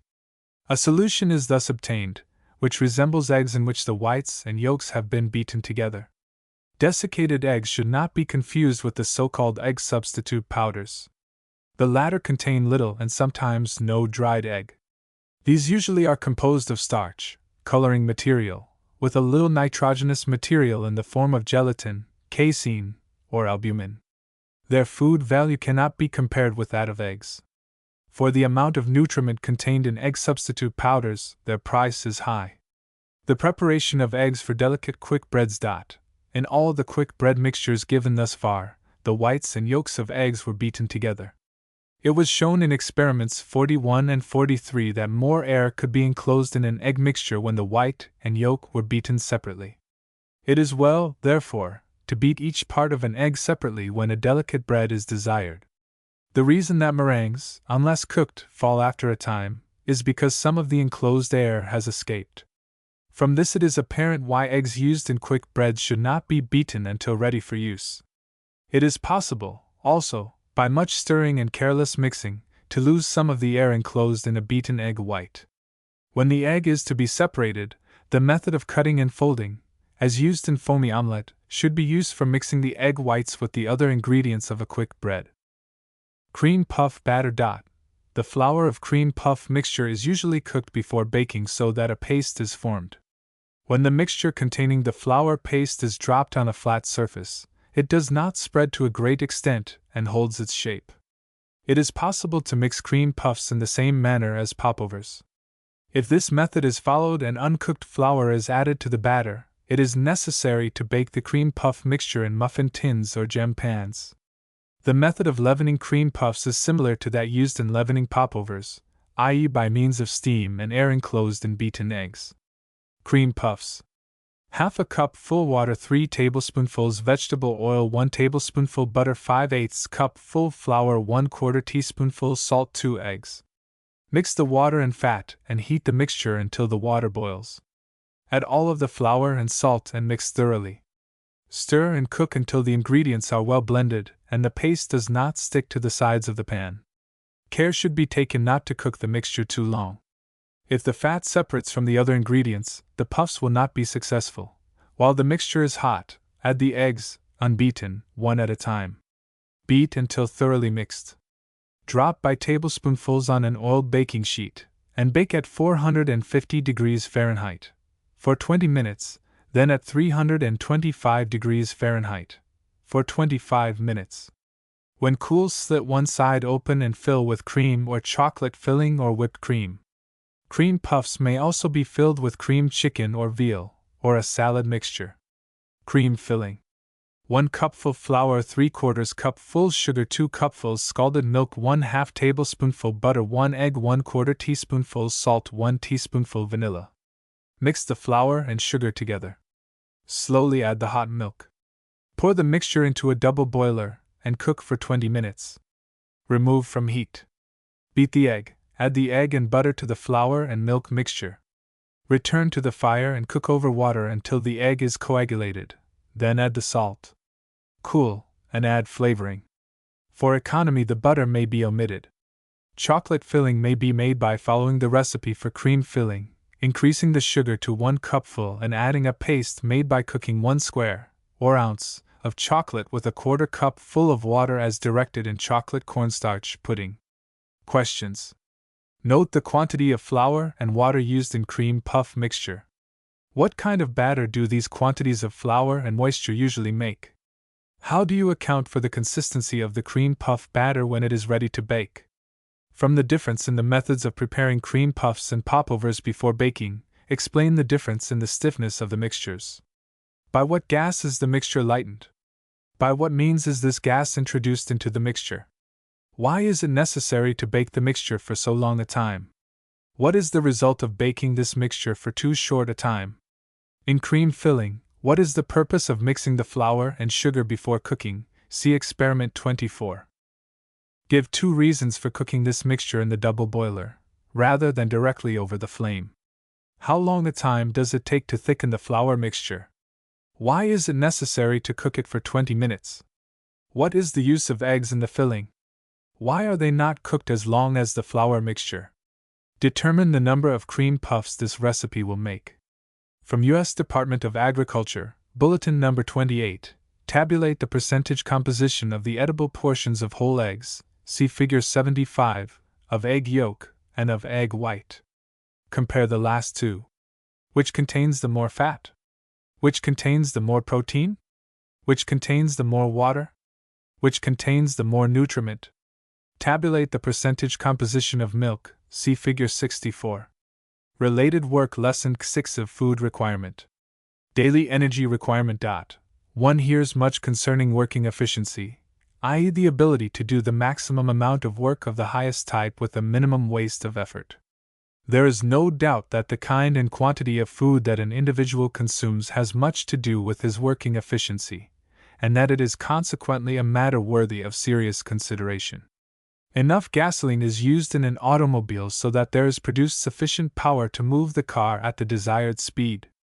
So sufficient food should be used by the individual that enough energy be supplied to his body for its greatest usefulness. Since foods furnish the body with energy, the energy which the body spends in doing its work is a measure of the fuel food needed. If the body requires a certain amount of energy for its needs, this energy, measured in calories, can be supplied by a definite quantity of combustible food. Hence, daily energy requirements can be measured in calories. Scientists have done much experimenting and investigating concerning the quantity of food that individuals require. They have concluded that many factors may be taken into consideration in determining daily food requirements or dietary standards. Some of these factors are 1. Weight, 2. Occupation, 3. Age. 1. Relation of weight, size, and shape to daily energy requirement. In general, the quantity of food required increases with the size of an individual, but not at the same rate as the body weight increases. Two persons may be equal in weight, yet very different in height and shape. A tall, slender person requires more food than a short, fleshy person of the same weight. For this reason, size and shape rather than weight are found more accurate in computing the daily food requirement. However, for practical purposes, energy requirement is generally based upon body weight. 2. Relation of occupation to daily energy requirement.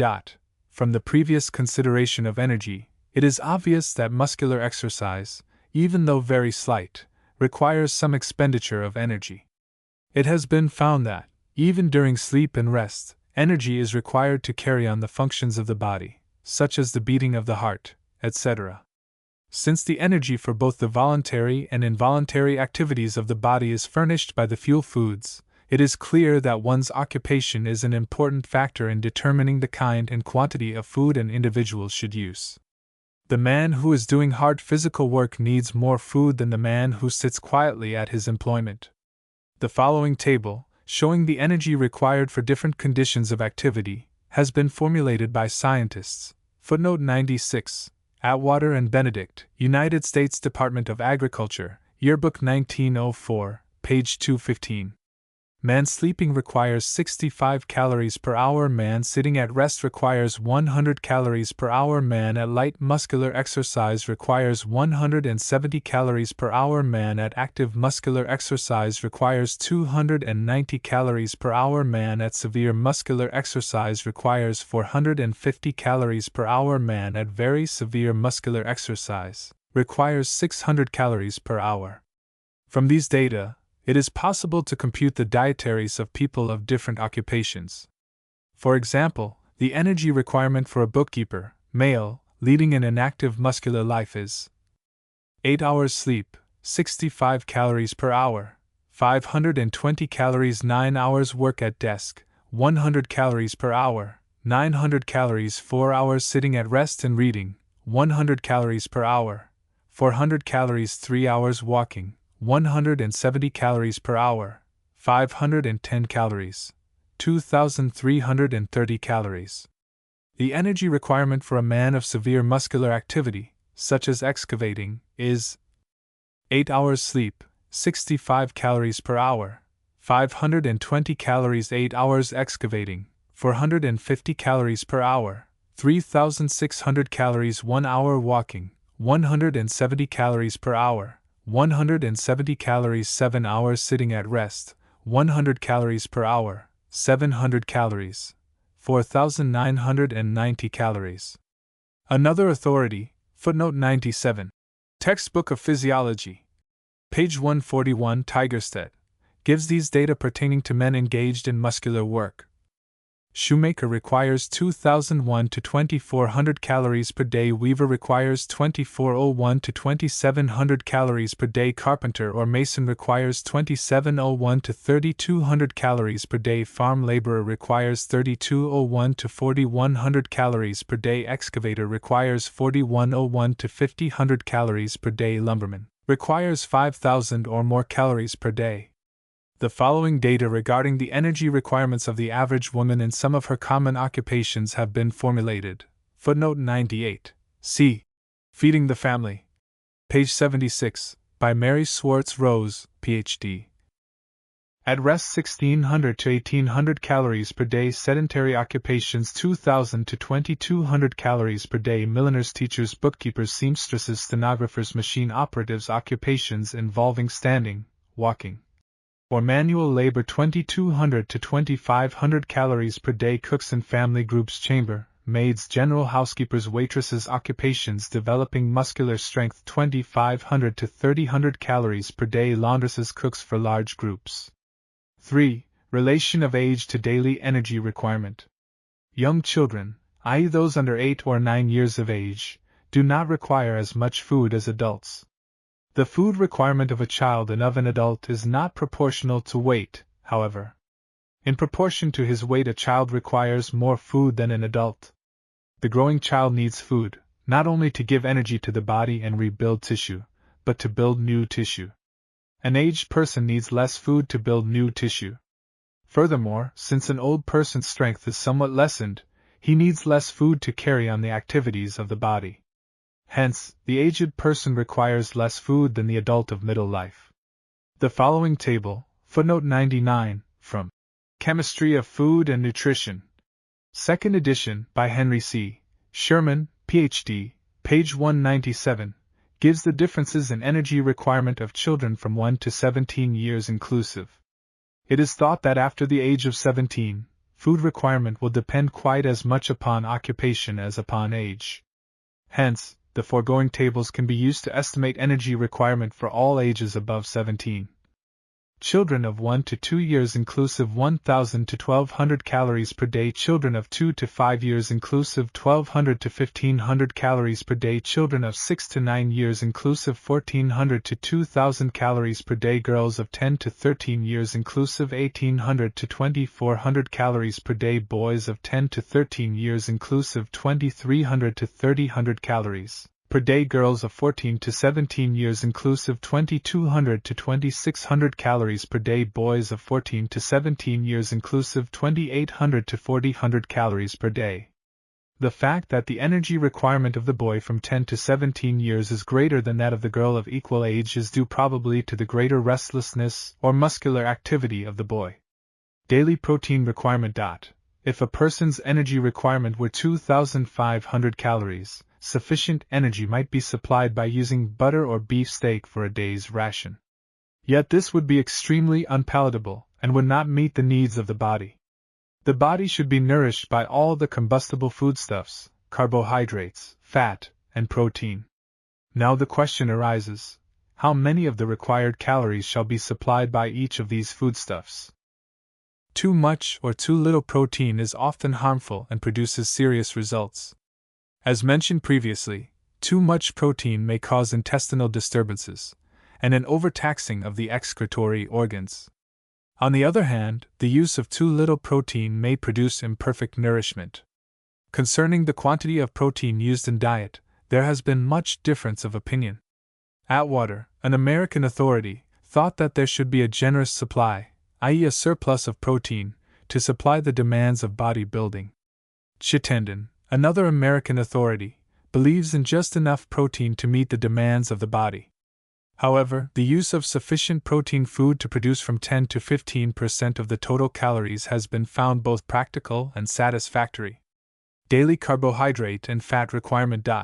Although protein may furnish the body with energy, it should not serve as the principal source of fuel. Its more essential function is to help build the body. If carbohydrates and fat are present with protein, the former supply energy and allow the protein to perform its more important function of bodybuilding. There should always be enough carbohydrates and fat to furnish energy to the body, so that the protein can be used chiefly for bodybuilding. In the growing period of youth or after a wasting disease, it might seem that flesh could be put on by increasing the quantity of bodybuilding food. But such is not the case. The most effective work in building the body can be accomplished by using a normal amount of food rich in protein and a generous supply of foods rich in ash, carbohydrates, fat, and vitamins. With such a combination, the protein can be used to best advantage for bodybuilding. For practical purposes, the following general statement concerning the carbohydrates and fat requirement is believed to be adequate. If the total calories and the number of calories yielded by protein meet the requirement of a dietary standard and the food composing the diet is varied in composition, the carbohydrates and fat will exist in satisfactory proportion. Daily ash requirement. Since ash is not a combustible foodstuff, it cannot be included in the foodstuffs whose energy requirement can be measured. Although ash exists in small quantity in food, the use of certain ash constituents is considered as necessary as the use of protein. A diet may meet the total energy, the protein, the carbohydrate, and the fat requirements, yet may be lacking in certain essential mineral materials. It is especially necessary to include food containing phosphorus, iron, and calcium in one's diet. The appetite and food requirement. The appetite is the most common measure of daily food requirement. If one relies upon his appetite as an index of the quantity of food he should consume, and if his health and weight remain normal, the appetite may serve as a guide for daily food requirement. But one may be a little overweight or underweight, and yet have normal body functions. There can be no doubt, however, that the whims of the appetite often lead to unwise selection of food. A study of food composition is absolutely essential in overcoming this fault. Lack of energy or loss of flesh may be due to improper feeding. If the needs of the body and the kind and quantity of food that will supply these needs are understood by the homekeeper, she may do much in maintaining the health, happiness, and usefulness of the members of the family. Weight as an index to proper nourishment. It has been found that the diet of an individual has a most decided effect upon his weight. Dr. Thomas D. Wood has prepared tables showing the normal height and weight of girls and boys of various ages.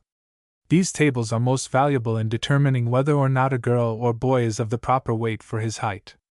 If the weight of a girl or boy is less than it should be, he is likely to be malnourished. Height and weight table for girls: height 5, 6, 7, 8, 9, 10, 11, 12, 13, 14, 15, 16, 17, 18 inches. YRS YRS YRS YRS YRS YRS YRS YRS YRS YRS YRS YRS YRS YRS 39, 34, 35, 36, 40, 36, 37, 38, 41, 38, 39, 40, 42, 40, 41, 42, 43, 43, 42, 42, 43, 44, 44, 44, 45, 45, 46, 45, 46, 47, 47, 48, 49, 46, 48, 48. 49, 50, 51, 47, 49, 50, 51, 52, 53, 48. 51, 52, 53, 54, 55, 56, 49, 53, 54, 55, 56, 57, 58, 50, 56, 57, 58, 59, 60, 61, 51, 59, 60, 61, 62, 63, 64, 52, 62, 63, 64, 65, 66, 67, 53, 66, 67, 68. 68, 69, 70, 54, 68, 69, 70, 71, 72, 73, 55, 72, 73, 74, 75, 76, 77, 56, 76, 77, 78, 79, 80, 81, 57, 81, 82, 83, 84, 85, 86, 58, 85, 86, 87, 88. 89, 90, 91, 59, 89, 90, 91, 93, 94, 95, 96, 98, 60, 94, 95, 97, 99 trillion 100 billion 102 million 104,106 61 99 trillion 101 billion 102 million 104,106 108,109,111 62 trillion 104 billion 106 million 107,109 111 billion 113 million 114,115 63 109 trillion 111 billion 112 million 113,115 117 million 118,119 64 trillion 115 billion 117 million 118,119 120 million 21,122 65 trillion 117 billion 119 million 120,122 123 million 124,125 66 trillion 119 billion 121 million 122,001 124 126 million 127,128 67 trillion 124 billion 126 million 127,128 129 130 136,132,135,135,136,135,137. 7,148,148,148,148,147,2,143,144,148,148,149. About what a girl should gain each month. Age 5 to 8 6 ounces 14 to 16 8 ounces 8 to 11 8 ounces 16 to 18 4 ounces 11 to 14 12 ounces. Weights and measures should be taken without shoes and in only the usual indoor clothes. Child Health Organization, 156 Fifth Avenue, New York. Courtesy of Child Health Organization. Prepared by Dr. Thomas D. Wood. Height and weight table for boys. Height 5, 6, 7, 8, 9, 10, 11, 12, 13, 14, 15, 16, 17, 18 inches. YRS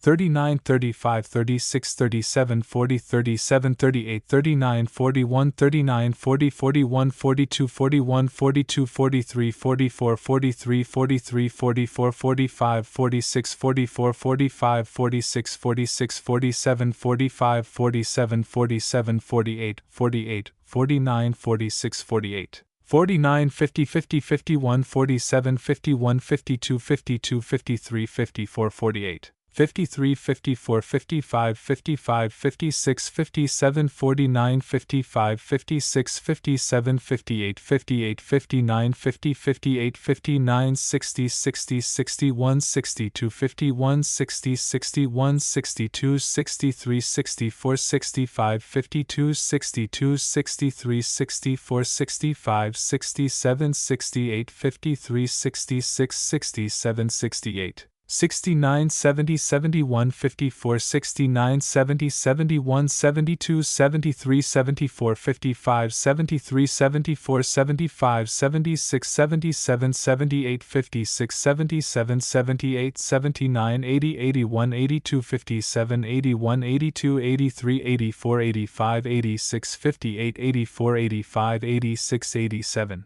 88, 90, 91, 59, 87, 88. 89, 90, 92, 94, 96, 97, 60, 91, 92, 93, 94, 97, 99 million 101,102, 61, 95, 97, 99 trillion 102 billion 104 million 106,108 110 62 trillion 100 billion 102,104,106 109,111,113,116 63 103 107,109,111,114,115 117,119,64 113,117,118,119 120,122 65 120,122,123,124,125 126 66 trillion 125 billion 126 million 127,128 129 130 67 130 trillion 131 billion 132 million 133,134 135 68 trillion 134 billion 135 million 136,137 138 139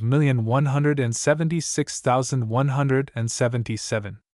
About what a boy should gain each month.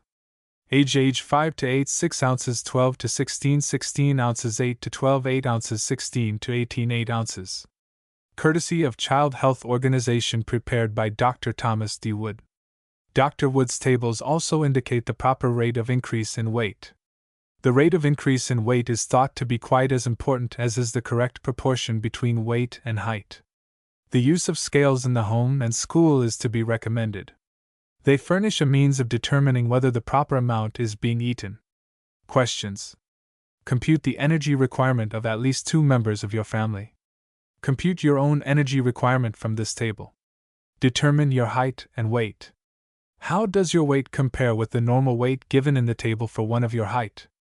If you are underweight, discuss with your teacher the kind and quantity of food needed to increase your weight. At the end of a month, again determine your weight. How does the gain compare with that given in the table for one of your age? Lesson CXXV: Planning, Cooking, and Serving a Dinner. Plan a dinner. Footnote 100, see footnote 72. Use seasonable foods and a meat substitute. Follow the suggestions given in Lesson CV. Plan the menu so that the cost of the materials used does not exceed 25 cents per person. Analyze the menu and see that it meets the requirements stated in Lesson CV. Cook and serve the dinner. Follow the Russian or compromise style of serving. Serve the dinner with a maid, provided the pupils find it useful to know how to serve with a maid either in their own homes or in the homes of others. Footnote 101.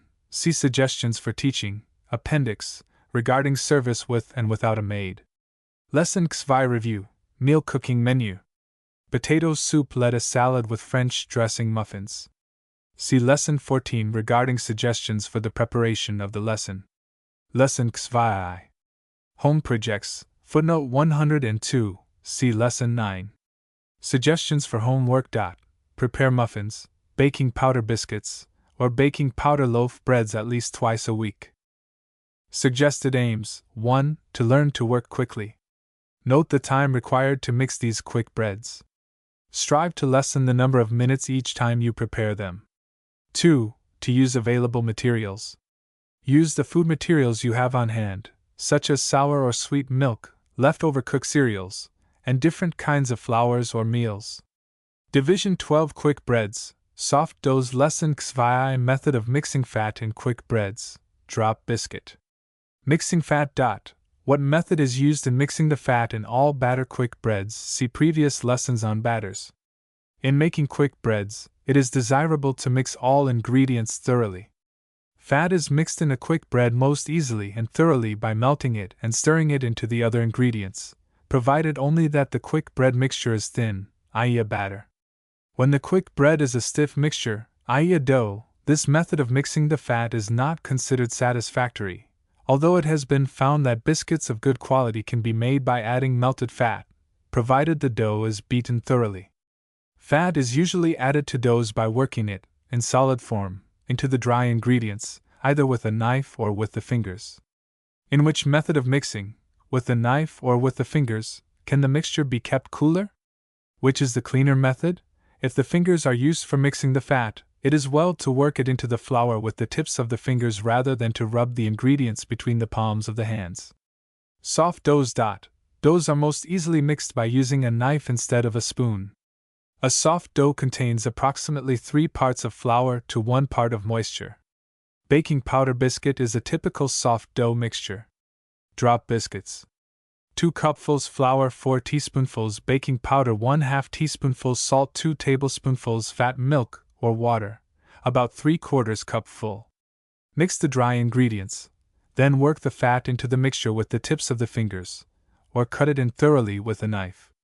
With a knife, mix the liquid with the dry ingredients. The mixture is of proper consistency when it may be dropped from the spoon without spreading.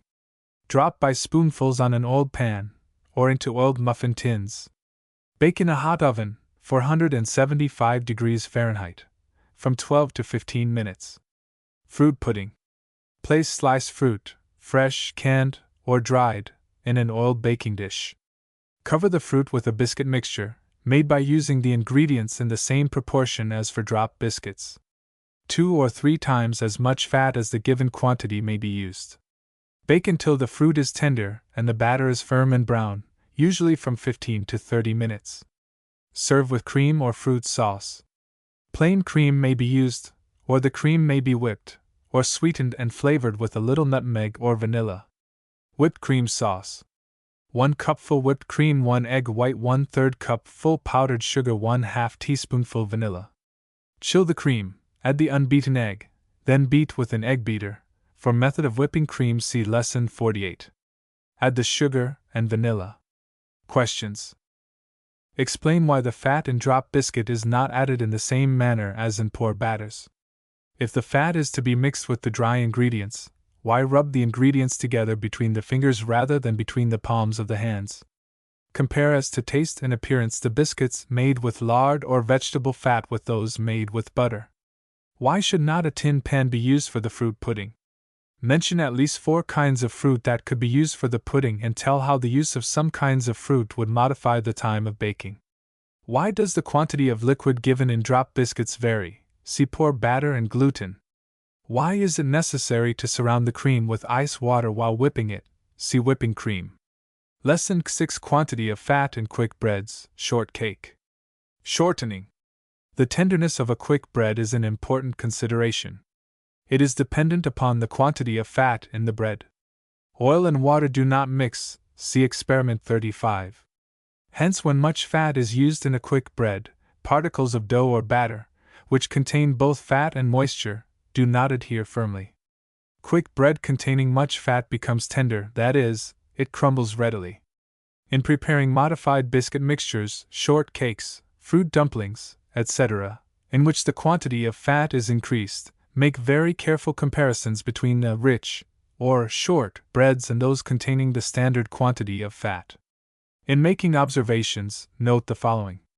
A. Ease or difficulty in removing from the pan without breaking. B. Tenderness or toughness. C. Difference in flavor. Fruit short cake.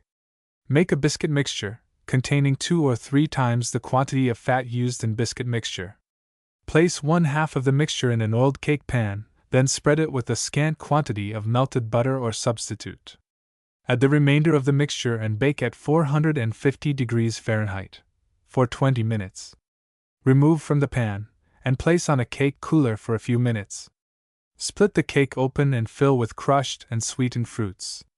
Place uncrushed fruits on the top and serve with plain cream or whipped cream or fruit sauce, or cover the cake with a meringue, garnish with whole fruit, and serve with a soft custard sauce. A 1/4 cup full of sugar may be added to the dry ingredients of short cake.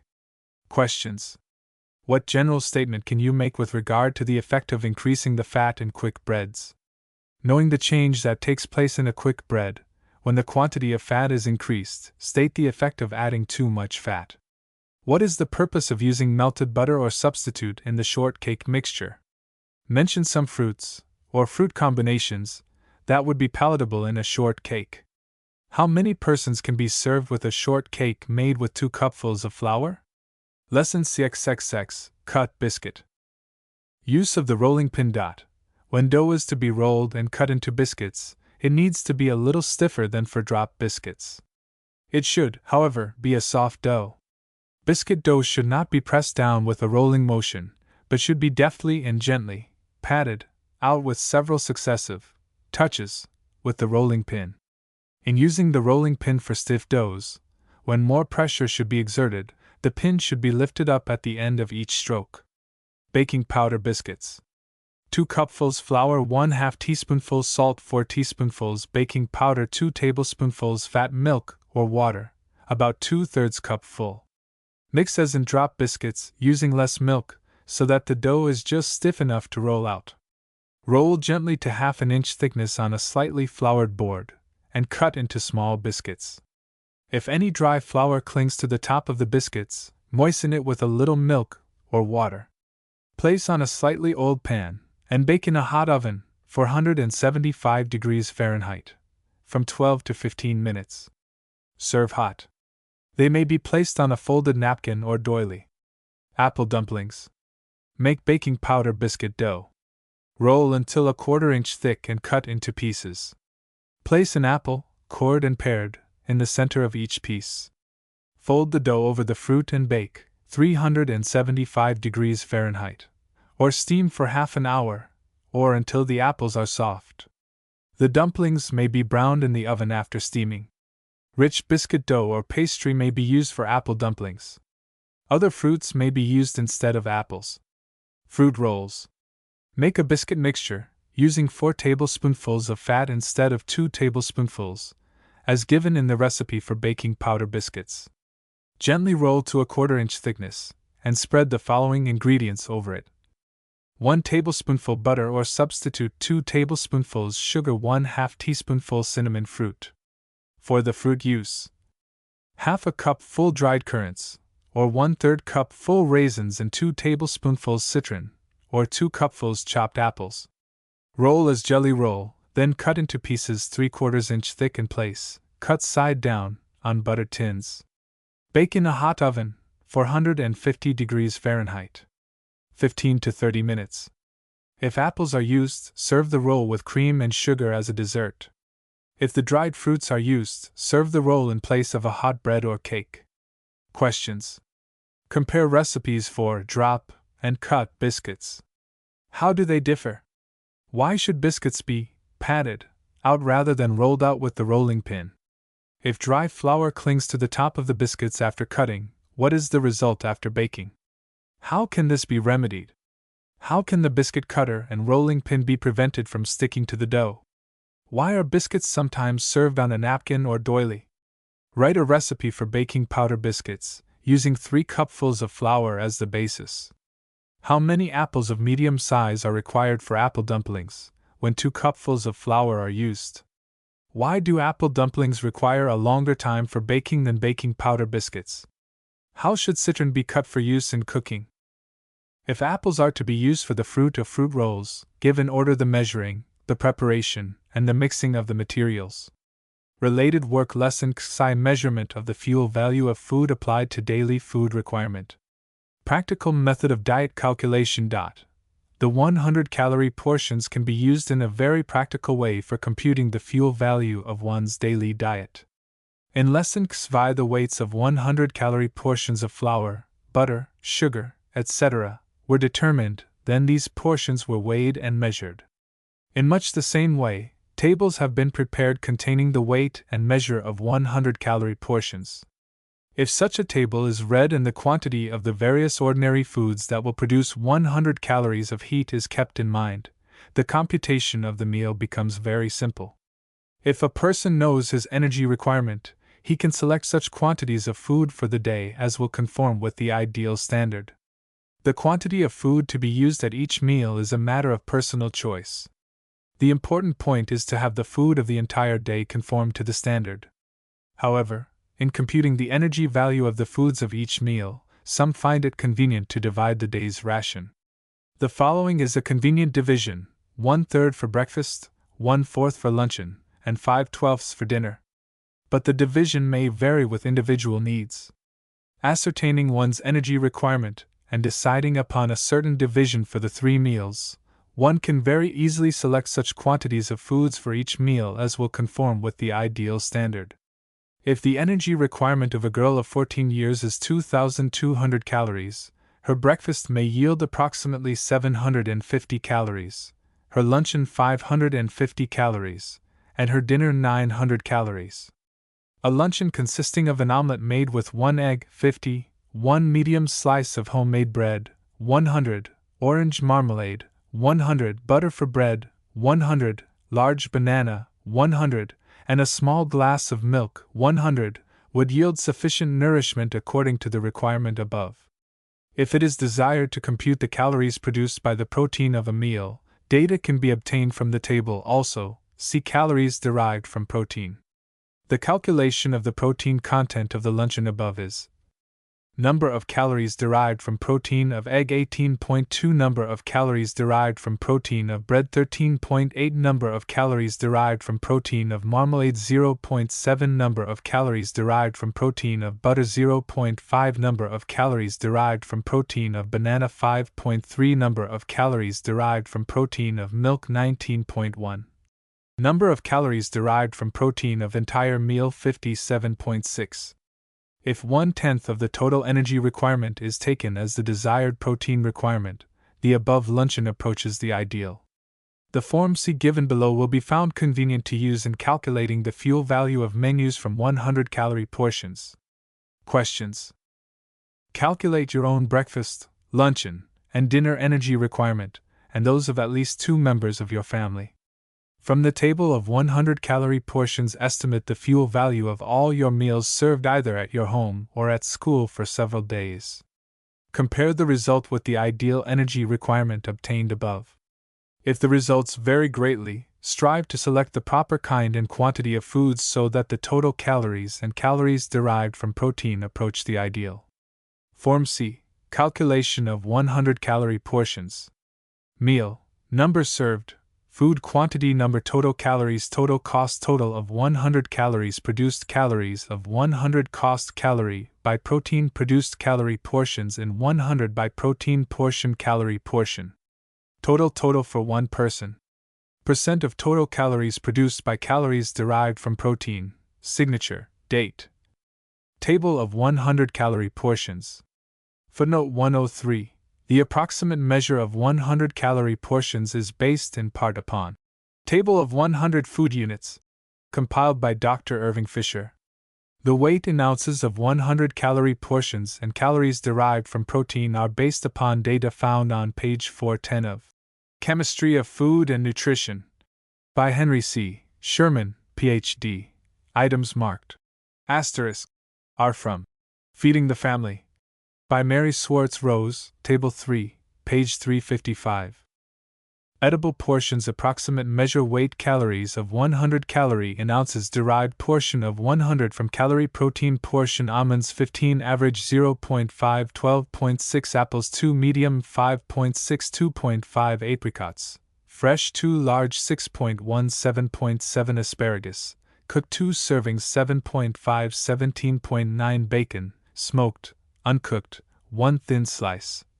Small 0.66.7, bananas 1, large 3.65.3, beans, baked, can 1 small serving, half a cup full, 2.8, 21.5, string, can 5 servings, 17.2, 21.5, lima, can 1 large sauce dish, 4.6, 20.8, beef, corn 1.2, 21.2, dried, salted and smoked 4 large slices, 2.0, 67.2 * loaf slice 4 in .x6 and .x1/8 in 1.4, 40.0, porterhouse steak 1 serving, 1.3, 32.4, ribs lean 1, average serving 1.9, 42.3, ribs fat 0.9, 15.6, round free from visible fat 1, generous serving 3.1, 80.7, rump lean 1.7, 41.0, rump fat 0.9, 17.5 * stew with vegetables 2/5 cup full 3.0, 16.0, sirloin steak 1, average serving 1.4, 31.0, beets cooked 3 servings 8.9, 23.2 * biscuits Baking powder 2 small 1.3 11.0 * blanc mange 1/4 cupful 1.98.0 Brazil nuts 3 average size 0.5 10.2 bread, graham 1 thick slice 1.3 13.5 toasted 2 medium slices, bakers 1.2 15.2 white homemade 1 medium slice 1.3 13.8 average 1 thick slice 1.3 14.0 whole wheat 1 thick slice 1.4 15.9 buckwheat flour 1/4 cup full 1.0 7.4 butter 1 tablespoonful ordinary pat 0.5 0.5 buttermilk 1 1/4 cupfuls 1 1/2 9.9 33.6 glasses cabbage 2 servings 11.2 20.3 * cake, chocolate piece 2 1/2 inches by 2 1/2 inches 0.98.0 by 7/8. Cake, 1 egg piece 1 3/4 inches by 1 3/4 inches 1.08.0 by 1 3/4. Calf's foot jelly 4.1 19.8 carrots, fresh 2 medium 7.8 9.7 cauliflower, as purchased.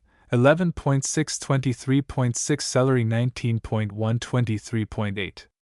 Celery soup, can 2 servings 6.6 15.7 cheese, American Pale, as purchased, 1 1/2 cubic inches 0.8 26.5 American Red, as purchased, 1 1/2 cubic inches 0.8 20.0 cheddar, as purchased, 1 1/2 cubic inches 0.8 24.4 cottage 4 cubic inches, half a cup full.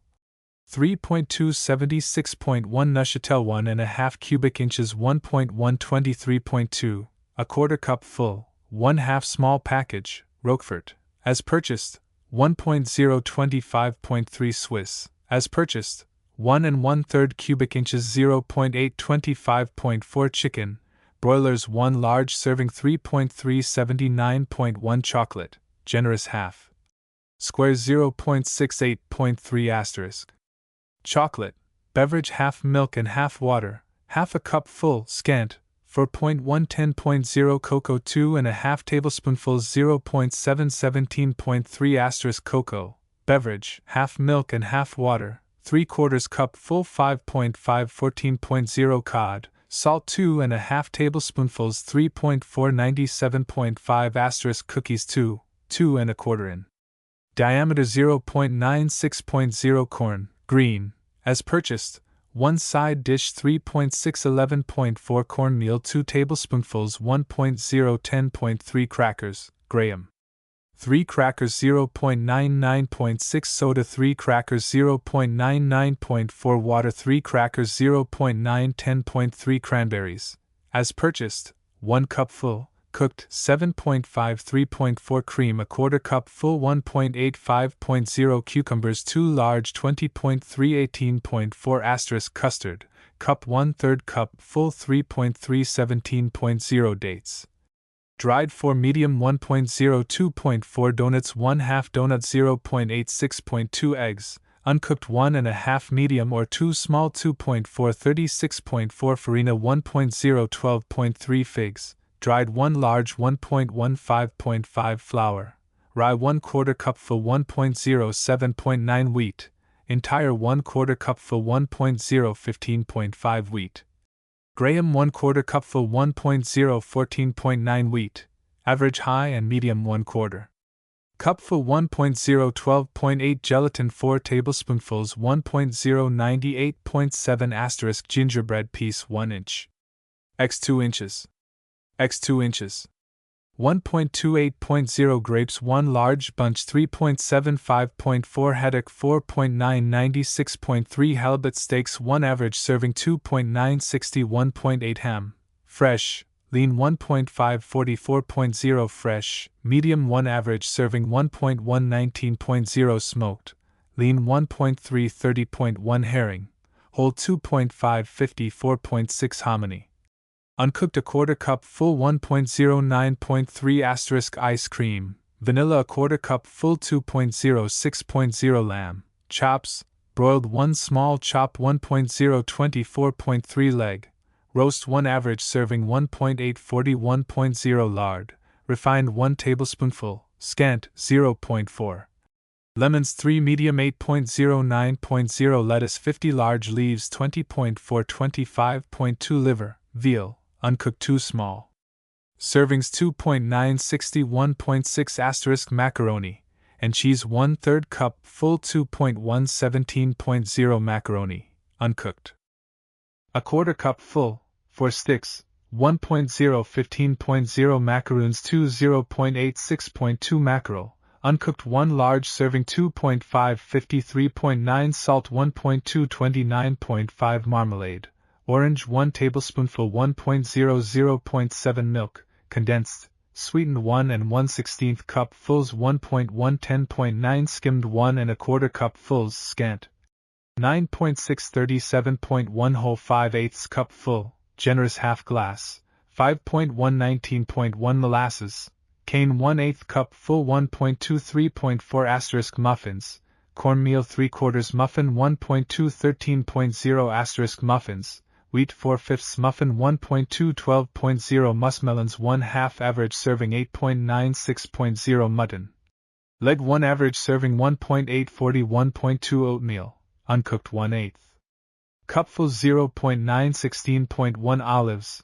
green 7 to 10 1.2 onions, fresh 2 medium 7.3 13.2 oranges 1 very large 6.96.2 oysters, canned 5 oysters 4.9 48.6 parsnips 1 large 5.49.9 peaches, canned 1 large serving 7.56.0 fresh 4 medium 8.56.8 peanuts 10 to 12, double kernels, 0.6 18.6 peas, canned 2 servings 6.3 25.9 peas, dried, uncooked 2 tablespoonfuls 1.0 27.6 green 1 generous serving 3.5 28.0 pies, apple 1/3 piece 1.34.6 custard 1/3 piece 2.09.4 lemon 1/3 piece 1.45.6 mince 1/4 piece 1.28.1 squash, 1/3 piece 2.09.9 pineapples, fresh 5 slices 8.23.7 canned 1 small serving 2.31.0 pork, chops, medium 1 very small serving 1.119.9 fat, salt, footnote 104, as purchased. 0.51.0 * potatoes, cream 2/5 cup full 2.79.0 potatoes, white, uncooked 1 medium 4.2 10.6 potatoes, sweet, uncooked 1/2 medium 2.95.8 prunes, dried 3 large 1.22.8 raisins 1/8 cup full 1.03.0, pack solid, rhubarb, uncooked 3 1/2 cupfuls scant, 15.3 10.4 * rice pudding a quarter cup full 2.2 12.0 rice, uncooked 2 tablespoonfuls 1.09.3 salmon, whole 1 small serving 1.7 43.1 sauce, white 1/4 cupful 2.48.0 * salmon, loaf 1/4 cupful 2.137.0 shad, whole 1 average serving 2.245.9 shredded wheat 1 biscuit, 1.011.3 * soup, corn 1/2 cup full 3.9 12.0 potato 1/2 cup full scant, 4.2 cream of tomato 3/8 cup full 3.2 spinach, fresh 3 ordinary servings 14.7 footnote 105, as, after cooking, purchased, succotash. Canned 1 average serving 3.6 14.7 sugar 3 lumps, 5 teaspoonfuls granulated 0.9, 6 1/2 teaspoonfuls powdered sugar tapioca, apple 1/4 cupful 3.60.7 tomatoes. Fresh 4 average servings 15.5 15.8 canned 1 3/4 cupfuls 15.6 21.3 turkey 1 serving 1.2 28.7 turnips 2 large servings 9.0 13.3. 2 turnips, veal, cutlet 2.3 53.6 4/4 2.3 52.8 hind quarter 2.3 53.0 walnuts, California 4 whole nuts 0.5 10.3 wheat, cracked 1.0 12.4 white fish 2.4 61.4 sweetback 1 thick slice 0.89.4. Lesson XCI: Planning, Cooking, and Serving a Dinner. Plan a dinner. Footnote 106. See footnote 72. Use seasonable foods. Follow the suggestions given in Lesson CV. Plan the menu so that the cost of the materials does not exceed 30 cents per person. From the table of 100 calorie portions, estimate the total calories and the calories derived from protein produced by the foods of your menu. How do the total calories compare with the dinner energy requirement of an average man or woman? Are the calories derived from protein from 10 to 15% of the total calories? If necessary, change your menu so that its total calories meet the dinner energy requirements of an average man or woman, and its calories derived from protein are from 10 to 15% of the total calories. The pupil should note that the calorific value of meals is usually correct if the suggestions for menu making given in Lesson CV are followed. Cook and serve the dinner. Follow the Russian or compromise style of serving. Serve the dinner with a maid. Footnote 107. See footnote 101. Lesson XCI Review. Meal cooking menu. Rolled beef, steak, stuffed baked potato, drop biscuits. See Lesson 14 for suggestions regarding the preparation of the lesson. Lesson XCIV. Home projects. Footnote 108. See Lesson 9. Suggestions for homework. Plan and cook meals. From the table of 100 calorie portions, estimate the fuel value of the meals you prepare. Suggested aims: to compare the fuel value of the meals with the energy requirements secured in answering the questions in Lesson XCI. To use these comparisons as a basis on which to plan meals more nearly approaching the desired energy requirements. Division 13. Yeast breads, stiff doughs. Lesson CXXXV. Yeast, loaf bread. Experiment 77. Conditions for growth of the yeast plant. A. Mix 1 tablespoonful of flour, 1 tablespoonful of sugar, 3/4 cake compressed yeast, and 5 tablespoonfuls of cold water. Put 1 tablespoonful of the mixture in a test tube and mark the tube. A. Fill the tube nearly full of lukewarm water and stand in a warm place for 15 minutes. Examine, noting especially the appearance at the top of the test tube. What kind of substance, gas, liquid, or solid, has been formed by the growth of the yeast plants? B. Put 1 teaspoonful of the yeast mixture in a test tube and fill nearly full of boiling water. Label it B, and after 15 minutes examine. Is there any change in the contents of the tube? What has happened to the yeast plants? C. Put 1 teaspoonful of the yeast mixture in a test tube, fill nearly full of cold water, and label it C. Surround it with cracked ice or, if the weather is cold, place it out of doors. After 15 minutes examine. Is there any change in the contents of the tube? Why do not the yeast plants grow? D. Surround the tube marked C with lukewarm water and stand in a warm place. After 15 minutes examine. Are the yeast plants growing? Does freezing kill yeast plants? E. Mix 1/8 cake yeast with a little lukewarm water. Stand in a warm place and after 15 minutes examine. Will yeast grow in water alone? F. Mix 1/8 cake yeast, 1 tablespoonful of sugar, and a little lukewarm water.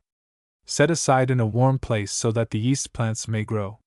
Then examine under the microscope. Are there any budding yeast cells? Make a drawing of the plants as they appear under the microscope. Draw at least 2 practical conclusions from these experiments as to the use and care of yeast for bread making.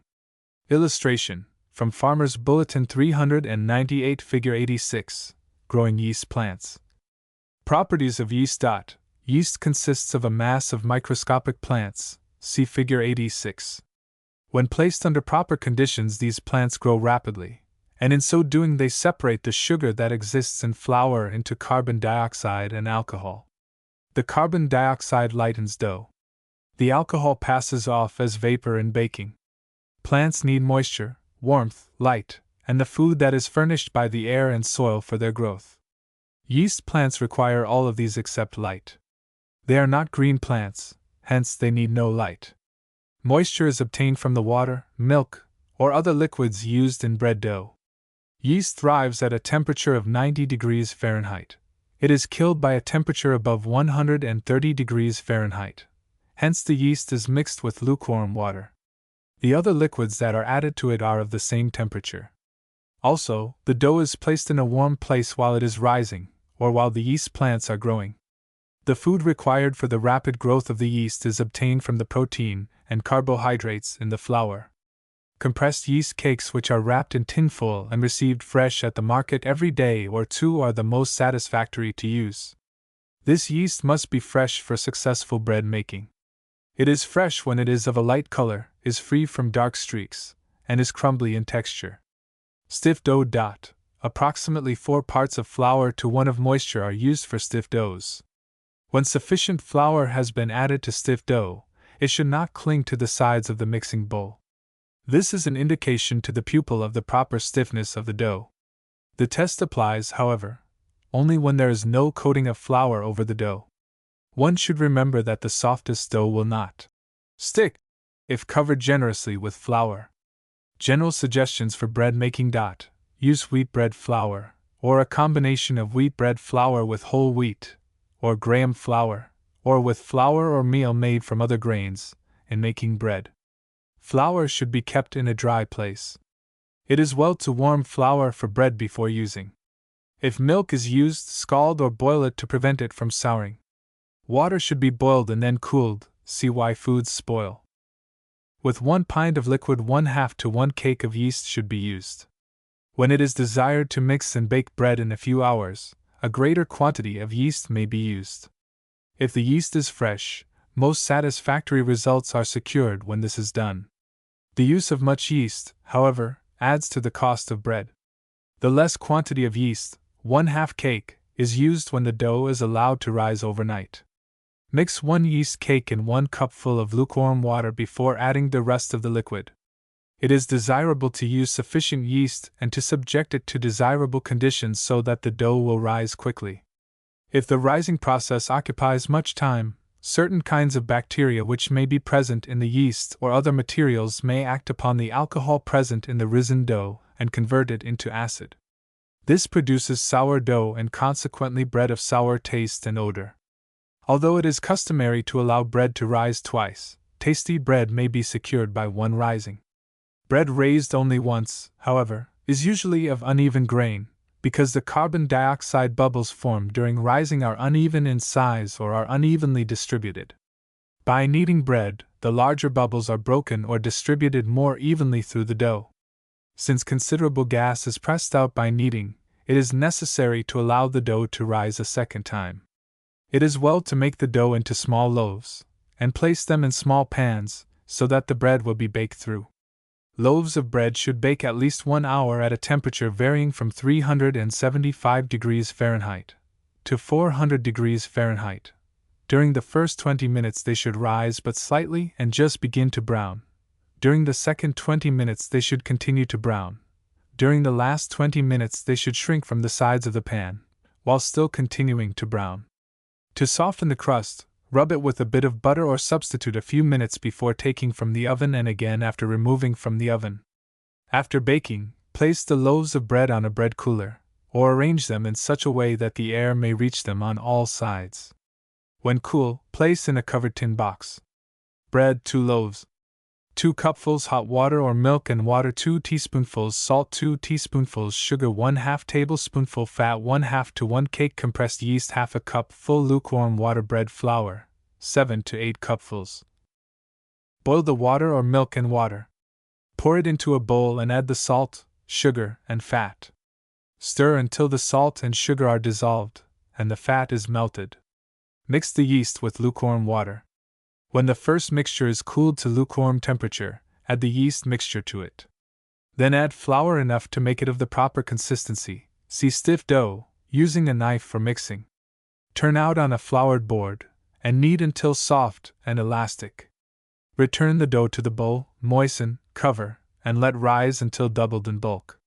Then divide it into loaves, or shape into biscuits. Cover and allow the loaves or biscuit to rise in the pan in which they are to be baked until they are doubled in bulk. Bake the biscuits 30 minutes in a hot oven and the bread about 60 minutes in a moderate oven. See oven thermometers and temperatures. Questions. Why should the flour for bread be warmed before using? What should be the temperature of all materials mixed with yeast? Why? What should be the difference in the temperature of the oven for loaf bread and for biscuits? Explain. Why should bread be stored in a covered tin box? At what temperatures should biscuits and loaf bread bake? Why are these foods baked at different temperatures? For how long a time should biscuits and bread bake? Explain the difference in the length of time of baking each. Lesson 5 Wheat flour, bread sponge. Experiment 78. Protein in flour. Make a stiff dough, using 2 tablespoonfuls of bread flour and about 1/2 tablespoonful of water. Knead well, and allow to stand for 20 minutes. Then tie the dough in cheesecloth, place it in a bowl of water, and knead for a few minutes. Pour a little of the water in a test tube. Drain the remainder of the water from the dough. Add more water to the bowl. Again knead the dough under the clean water. Examine the material in the cloth. What is its color? Feel and pull it. Put a little on a plate to dry, and bake some in the oven. Examine after drying and baking. How has it changed in size by heating? Test the water in the test tube for starch. Gluten. The material left in the cloth consists largely of protein. If flour is mixed with water, gluten is formed from the 2 kinds of protein that are to be found in all wheat flours. Gluten is yellowish-gray in color, is extremely elastic and sticky, and if moistened and heated, expands to many times its original bulk. These qualities of gluten are most desirable for good yeast bread. Hence, the more protein that flour contains, the better it is for bread making. As has been stated, some flours contain more protein than others. The protein of wheat as well as of other grains is incomplete, hence grains need to be supplemented with other kinds of protein food. Wheat flour. The quantity of protein in flour is not only dependent upon the portion of the wheat kernel used in making the flour, see difference in wheat flours, but also upon the kind of wheat from which the flour is made. Spring wheat, the seeds of which are sown in the springtime, usually contains more protein than winter wheat, the seeds of which are sown in the fall. The flour made from spring wheat is called hard wheat flour or bread flour. This flour is creamy in color, rather gritty in feeling, and when pressed in the hand does not retain the impression of the fingers. Flour made from winter wheat is called soft wheat flour or pastry flour. This is white, very fine and velvety in feeling, and easily retains the impression of the fingers. On account of the greater quantity of protein in bread flour, this flour absorbs more moisture than pastry flour. Less bread flour than pastry flour, therefore, is required for the bread mixture. If bread flour is substituted for pastry flour, its quantity should be decreased, 2 tablespoonfuls for each cupful. Dry yeast sponge. It is generally agreed that compressed yeast is more satisfactory for bread making than dry yeast. By the use of the former, the method is shorter, and the rising can take place during the daytime and be checked at the proper time. The use of dry yeast, however, is necessary under some conditions. For this kind of yeast cake, the yeast is made into a stiff dough by mixing it with starch or meal, and is then dried. In the dry state, yeast plants do not grow, but remain inactive until they are subjected to conditions favorable for growth. In order that dry yeast may begin to grow, it is necessary to make a sponge of the materials used in bread making. A sponge is a batter containing half as much flour as is required for the stiff dough. A thin mixture rises more quickly than does a stiff dough, hence the advantage of starting dry yeast in a sponge. The growth of yeast is somewhat retarded by salt and spices. Sugar in small quantity aids rapid growth. Much sugar delays the rising of bread. Much fat and many eggs also make the process slower. In the preparation of buns, when much fat and sugar and many eggs are to be used, it is advisable to make a sponge. These materials are not to be added, however, until the sponge is stiffened. The yeast thus gets a good start before the eggs, etc., are added. Bread made with dry yeast. 2 loaves. 2 cupfuls water, 1/2 cake dry yeast, 2 teaspoonfuls salt, 2 teaspoonfuls sugar, 1 tablespoonful fat, 6 cupfuls, or more, bread flour. Soak the yeast in the water, lukewarm, until softened. Then add the salt, sugar, and fat. Stir until the salt and sugar are dissolved, and the fat is melted. Add 1/2 the given quantity of flour. Beat until the mixture is smooth, cover.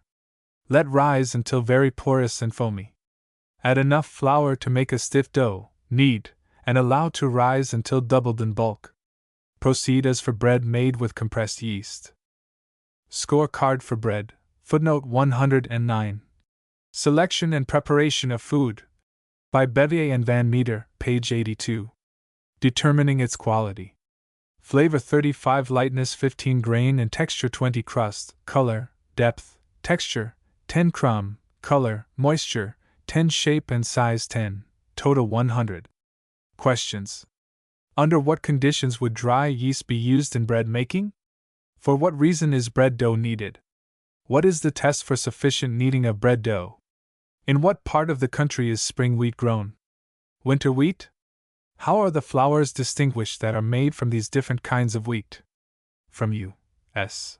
Department of Agriculture, Bulletin No. 28, tabulate the percentage composition of winter and of spring wheat flour. Which contains the more protein, which, the more carbohydrates. Compare the quantity of ash in each. Knowing the method of leavening, the time required for raising, and the properties of gluten, explain why spring wheat flour is better adapted to yeast breads than to quick breads. What is the price per sack of pastry and of bread flour? What is the price per cake of compressed yeast? What is the price per package of dry yeast? How many cakes in a package? Lesson X via modifications of plain white bread. Breads other than wheat.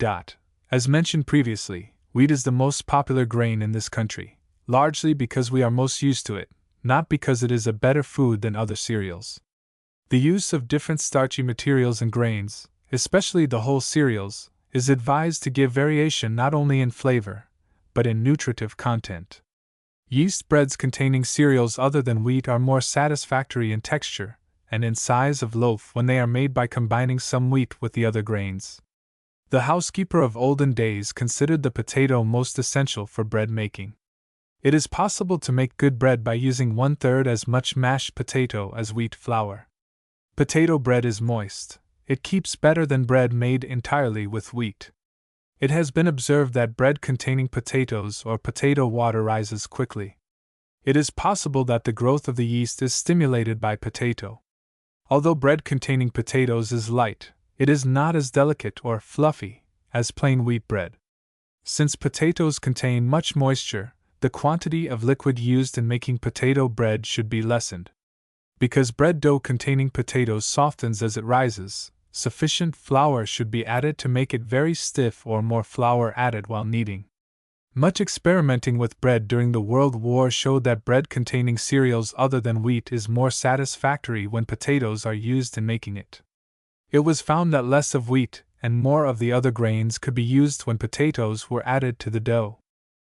Bread made of grains other than wheat requires a greater quantity of yeast than wheat bread. The following explanation may account for this fact. Some recent scientific investigations point out the fact that the activity of yeast is increased when vinegar or other weak acid material is added to bread dough. Since the proteins of cereals other than wheat absorb more of the free acid of the dough than do the proteins of wheat, the acidity of the dough is lessened. Hence, more yeast is required to leaven dough containing grains other than wheat. Graham bread. Use 1/2 white bread flour and 1/2 graham flour in the recipe given for bread in order to make graham bread. 1/4 cupful of molasses may be substituted for the sugar. Mix and bake as white bread. Some consider that it is much more satisfactory to make a sponge when using graham flour. If this is done, first make a sponge using only 1/2 the given quantity of flour. Let the mixture rise, then add the remainder of the flour, and proceed as in making white wheat bread. Whole wheat bread. Follow the recipe for bread, substituting whole wheat for the fine wheat bread flour, but make a soft, not stiff dough. Raisin bread may be made by adding 2 cupfuls of seeded raisins to whole wheat bread mixture and increasing the sugar to a 1/4 cup full or substituting 1/3 cup full molasses for the sugar. Use the greater quantity of yeast. Add the raisins to the mixture before adding the flour. Potato bread, 2 loaves. 2 cupfuls dry mashed potatoes, 1 cupful water in which potatoes were cooked, 1 tablespoonful salt, half a cup full lukewarm water, 2 tablespoonfuls sugar, 1 tablespoonful fat, 1/2 to 1 cake compressed yeast, 5½ to 6 cupfuls wheat bread flour. Pare 6 medium-sized potatoes. Cut into pieces and cook in boiling water until tender. Drain the water from the potatoes, but save the potato water to use as moisture for the dough and for mixing with the yeast. Mash the potatoes, add the potato water, salt, sugar, and fat. Then proceed as directed for bread. Oatmeal potato bread, 2 loaves. 1½ cupfuls potato water, 2 cupfuls rolled oats, 1 tablespoonful salt, 2 teaspoonfuls sugar, wheat bread flour, about 6 cupfuls, 1 tablespoonful fat, 2 cupfuls dry mashed potatoes, 1 cake compressed yeast, 1 tablespoonful lukewarm water. Heat the liquid to boiling point. Pour it over the rolled oats. Add the salt, sugar, and fat. Stir and let stand until the mixture is lukewarm. Add the potatoes, then proceed as for plain bread. Let the dough rise in the pans until it is from 2¼ to 2½ times its original bulk. Questions. From U.S. Department of Agriculture, Bulletin Number 28. Tabulate the percentage composition of white, of graham, and of whole wheat bread. Under what conditions should a sponge be made when compressed yeast is used? What kind of bread is most satisfactory in high altitudes, i.e., where the climate is dry? Explain. Why is potato water a more valuable liquid for bread making than water? What is the purpose of adding boiling water to rolled oats and making oatmeal potato bread? See substituting other cereals for wheat flour. Compare the quantity of yeast used in oatmeal potato bread with that used in plain wheat bread. Account for the difference. Lesson 5. Rolls and buns, plain rolls or biscuits. For rolls or biscuits, use the recipe for bread, adding twice the quantity of fat, and using milk for part of the liquid. Or they may be made by kneading more fat into any bread dough. Knead well after the first rising, then cut into pieces half the size of an egg, and shape into balls. Place the balls some distance apart in a pan or place the balls so that one touches another. The latter plan of placing in the pan produces biscuits having a small amount of crust. Allow the biscuits to rise to double their bulk, then bake in a hot oven. Parker House rolls. 2 cupfuls hot milk and water, 3 tablespoonfuls fat, 2 tablespoonfuls sugar, 1 teaspoonful salt, 1 yeast cake, 1/4 cup full lukewarm water bread flour. Make a sponge of the ingredients, using 3 cupfuls of flour. Beat thoroughly, cover, and let rise until light. Then add enough flour to knead. Knead, cover, and allow to rise until doubled in bulk. Knead again slightly, and roll out on a floured board until 1/3 of an inch in thickness. Cut into rounds with a biscuit cutter. Put a bit of butter or substitute near the edge of the biscuit, fold, and press the edges together. Place in an oiled pan, cover. Let rise until double in bulk, and bake at 425 degrees Fahrenheit, from 20 to 30 minutes. The crust may be glazed with a mixture of milk and sugar a few minutes before removing the biscuits from the oven. Use 1 part sugar to 2 parts milk. Diluted egg white also may be used for glazing. A cornstarch paste is sometimes used for glazing. It is made as follows: mix 2 teaspoonfuls of cornstarch with the same quantity of cold water. Add 3/4 cup full of boiling water, stir and cook for 5 minutes. Brush this over the top of the rolls, sprinkle with sugar. Return the rolls to the oven and continue baking until the crust is browned. Potato yeast rolls. Use the recipe for Parker House rolls as a basic rule. In preparing the sponge, use 2 cupfuls of dry mashed potatoes instead of flour. Decrease the liquid to 1 cupful. Increase the quantity of salt to 1 tablespoonful.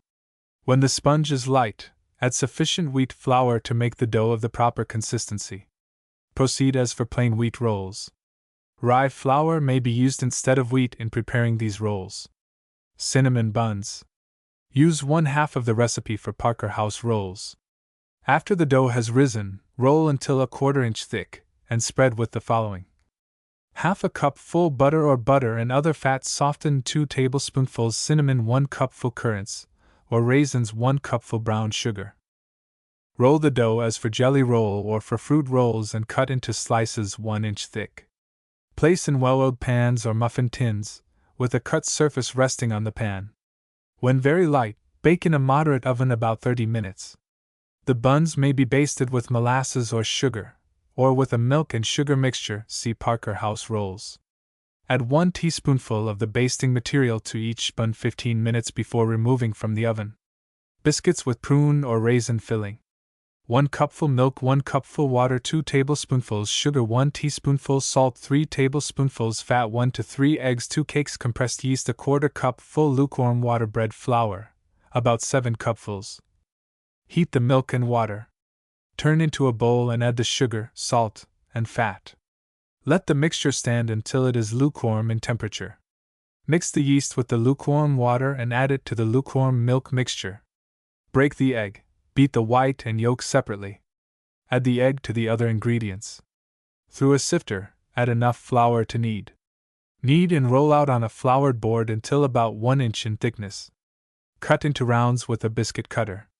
Make a depression in the center of each biscuit, fill with prunes or raisins prepared as directed below.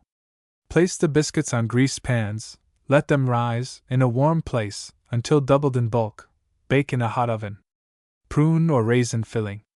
1 pound dried prunes or 1½ cup full seeded raisins, 1 teaspoonful cinnamon, 1/8 teaspoonful cloves, 2 tablespoonfuls lemon juice, 1/4 teaspoonful salt, sugar. Soak the fruit in enough water to cover overnight, or for several hours. Cook as directed on until the fruit is tender and the water is almost evaporated. If prunes are used, remove the stones. Add the spices, lemon juice, and salt. Also add sugar. To taste. Questions. Why should a sponge be made when eggs are to be added to the yeast mixture? What would be the disadvantage in adding them to a dough after the dough had stiffened? What must be done to produce biscuits having much crust rather than little crust? What care should be taken in regulating the temperature of the oven when baking cinnamon buns, especially if they are to be basted during baking? How many times are biscuits with prune or raisin filling allowed to rise? How does yeast bread made with 1 rising differ from that made with several risings? Why is it necessary to cook the fruit used for filling for biscuits until the water is almost evaporated? What would be the effect on the biscuits of much moisture in the filling? Related work Lesson 6 Food for Girls and Boys. The young girl. Adolescence is a period of great activity and growth. Much physical development characterizes the years of youth. During the time of rapid growth, it is very easy to acquire craving not only for sweets, but for condiments and highly seasoned and spiced foods, and for foods of decided and contrasting flavor. As previously explained, such foods used excessively are harmful. It is especially necessary that a girl growing into womanhood use foods which furnish building and energy-giving nutrients in sufficient quantity, as well as materials to promote growth. Going without breakfast may be the cause of headaches, poorly prepared lessons, and in some cases irritability or bad dispositions. When the morning meal is omitted, an undue quantity of food is apt to be eaten at noon. In many schools, work is resumed immediately or shortly after luncheon. The digestion of a large quantity of hearty food interferes with mental effort. The hungry boy belongs to the period of adolescence. It is perfectly natural for the growing boy to be hungry.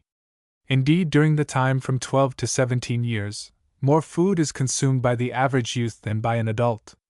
If 3 meals a day are to satisfy the hungry boy, a nourishing diet must be eaten. Concentrated, but easily digested foods, such as eggs, cereals, meat, starchy and nitrogenous vegetables for building and energy, as well as foods which supply mineral matter such as fruits and succulent vegetables, are needed. The use of milk and cocoa rather than tea and coffee should be encouraged. It is especially necessary that milk with its growth-promoting materials and valuable proteins be included in the diet of a growing youth. If coffee must be used, let it be cereal coffee. For the boy who would make the team and excel in athletics, the matter of a proper food selection is most important.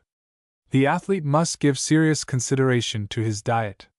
Food plans for girls and boys.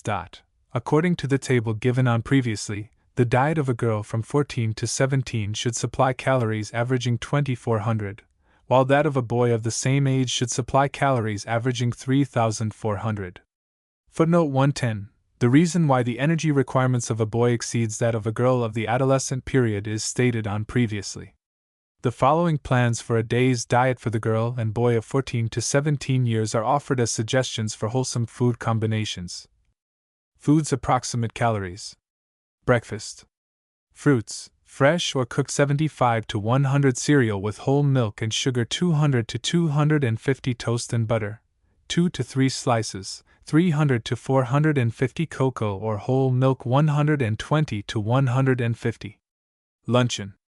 Cream soup 150 to 175 meat substitute 200 to 300 bread and butter, 1 to 2 slices, 150 to 300 rice or tapioca pudding or blanc mange 150 to 200 cocoa or whole milk 120 to 150. Dinner. Egg dish or meat 200 to 300 starchy vegetable or cereal 100 to 125 succulent vegetable or salad 50 to 150 bread and butter, 1 to 2 slices, 150 to 300 baked custard or ice cream with chocolate sauce 250 to 300 cereal coffee, with sugar, and top milk, or whole milk 125 to 150, 2340 to 3400. The school luncheon. Girls and boys of high school age invariably lunch at school, or a luncheon is brought from home and eaten at school. If a pupil buys his luncheon at school, hot, wholesome, nourishing foods such as cream soup, vegetables, eggs, cereal, puddings, cocoa, and milk should be purchased. It is unfortunate if pastry and sweets are chosen to the exclusion of the foods just mentioned. In case the plainer foods are selected, it is a mistake for the pupil to narrow his purchase to a very few foods such as meat, potatoes, and pastry.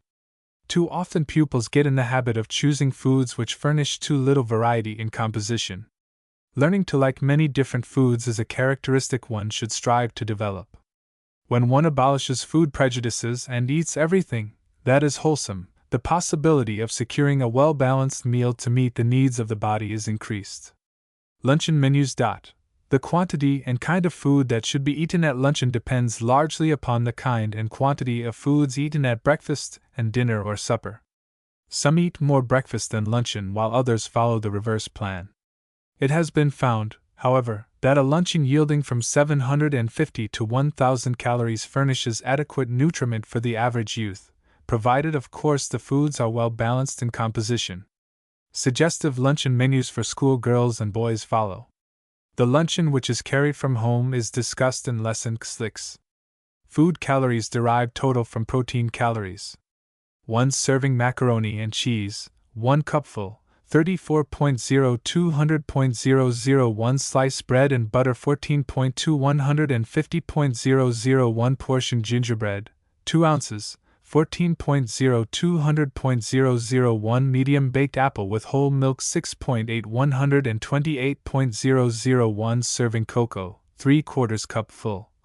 16.1 118.40, 85.1 796.40. 1 serving vegetable soup, 1 cupful, 21.28 148.221 cheese and peanut sandwich 43.47 270.001 large orange 6.20 100.001 portion cake, 2 ounces, 14.00 200.001 glass milk, 7/8 cup full. 26.60 140.00 111.55 858.22.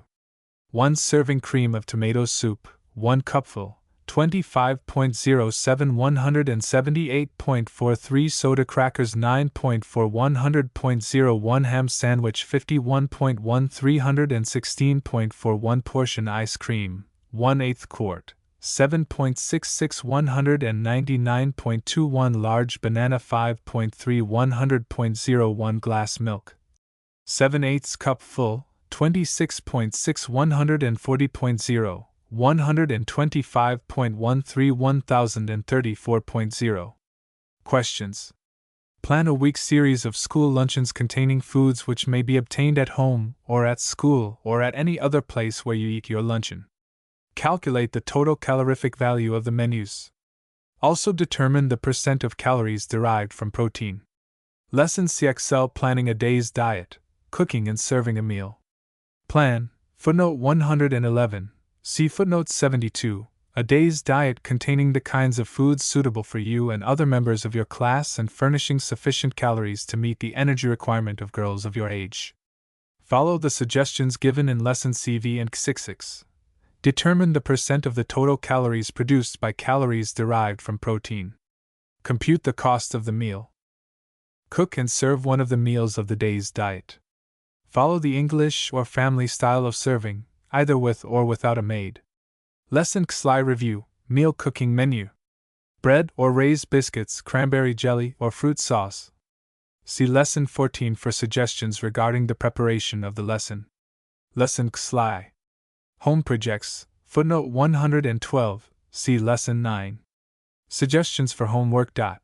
Bake yeast bread or raised biscuits at your home at least once a week. Suggested aims: 1. To improve the quality of the bread.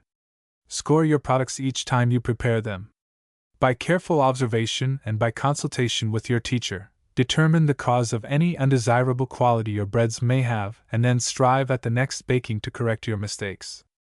2. To compare homemade and baker's bread. Determine the weight and cost of a loaf of homemade and baker's bread. Compute the cost per pound of each. Compare the flavor and satisfying qualities of each. Consult other members of your family regarding these two qualities. Name the advantages and disadvantages of baking bread at home. Division 14 Cake Lesson XLI Cake without fat, sponge cake. Comparison of sponge cake and popovers. See the recipe for popovers. Compare it with the recipe for sponge cake. Sponge cake no. 4 egg yolks, 1 cupful sugar, 1 teaspoonful lemon juice, grated rind of 1/2 lemon, 4 egg whites, 1/2 teaspoonful salt, 1 cupful flour. What two ingredients are similar in these recipes? What ingredients does sponge cake contain which do not exist in popovers? What ingredients in popovers are omitted in sponge cake? Note the number of eggs in each. What is the wetting material in popovers? In sponge cake? By what means are popovers lightened? Sponge cake? How do you account for the difference in the number of eggs? Note. A typical sponge cake contains no baking powder or moisture except that contained in the eggs and flavoring material. To make a cheaper cake, the following modification may be made: instead of 4 eggs, 2 eggs with a 1/4 cup full of water and 1 teaspoonful of baking powder may be used. Method of mixing sponge cake. Beat the yolks of the eggs until thick and lemon-colored. Add the sugar and continue beating, then add the flavoring and any other liquid that the recipe may call for. Beat the mixture well. Add the salt to the egg whites and beat until the whites are stiff. Sift the flour, and baking powder if used, several times. Add part of the dry ingredients through the sifter to the yolk mixture, then add some of the egg whites. Repeat until all the dry ingredients and the egg whites have been added. Mix by cutting and folding the ingredients. Turn at once into an unoiled pan. Bake in a moderate oven, 325 degrees Fahrenheit, for 50 or 60 minutes. Baking sponge cakes. The baking of a cake, as well as the manner of mixing the ingredients and the quality of the ingredients themselves, determines the success of the cake. A practical test for the temperature of the oven is the placing of a bit of flour or white paper in the oven.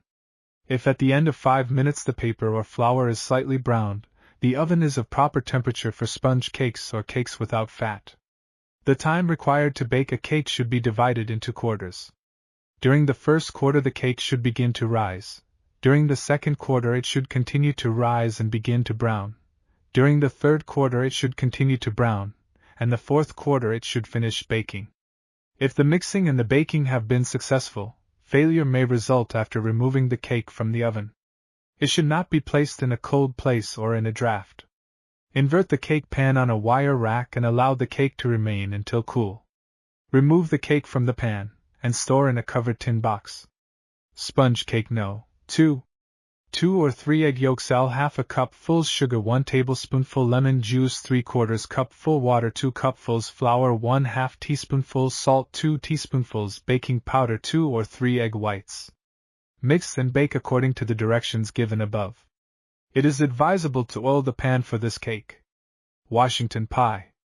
Sponge cake with cream filling is termed Washington pie. Follow the recipe for cream filling and put it between the layers of sponge cake, or as a filling between split sheets of a loaf or thick sheet of sponge cake. Questions.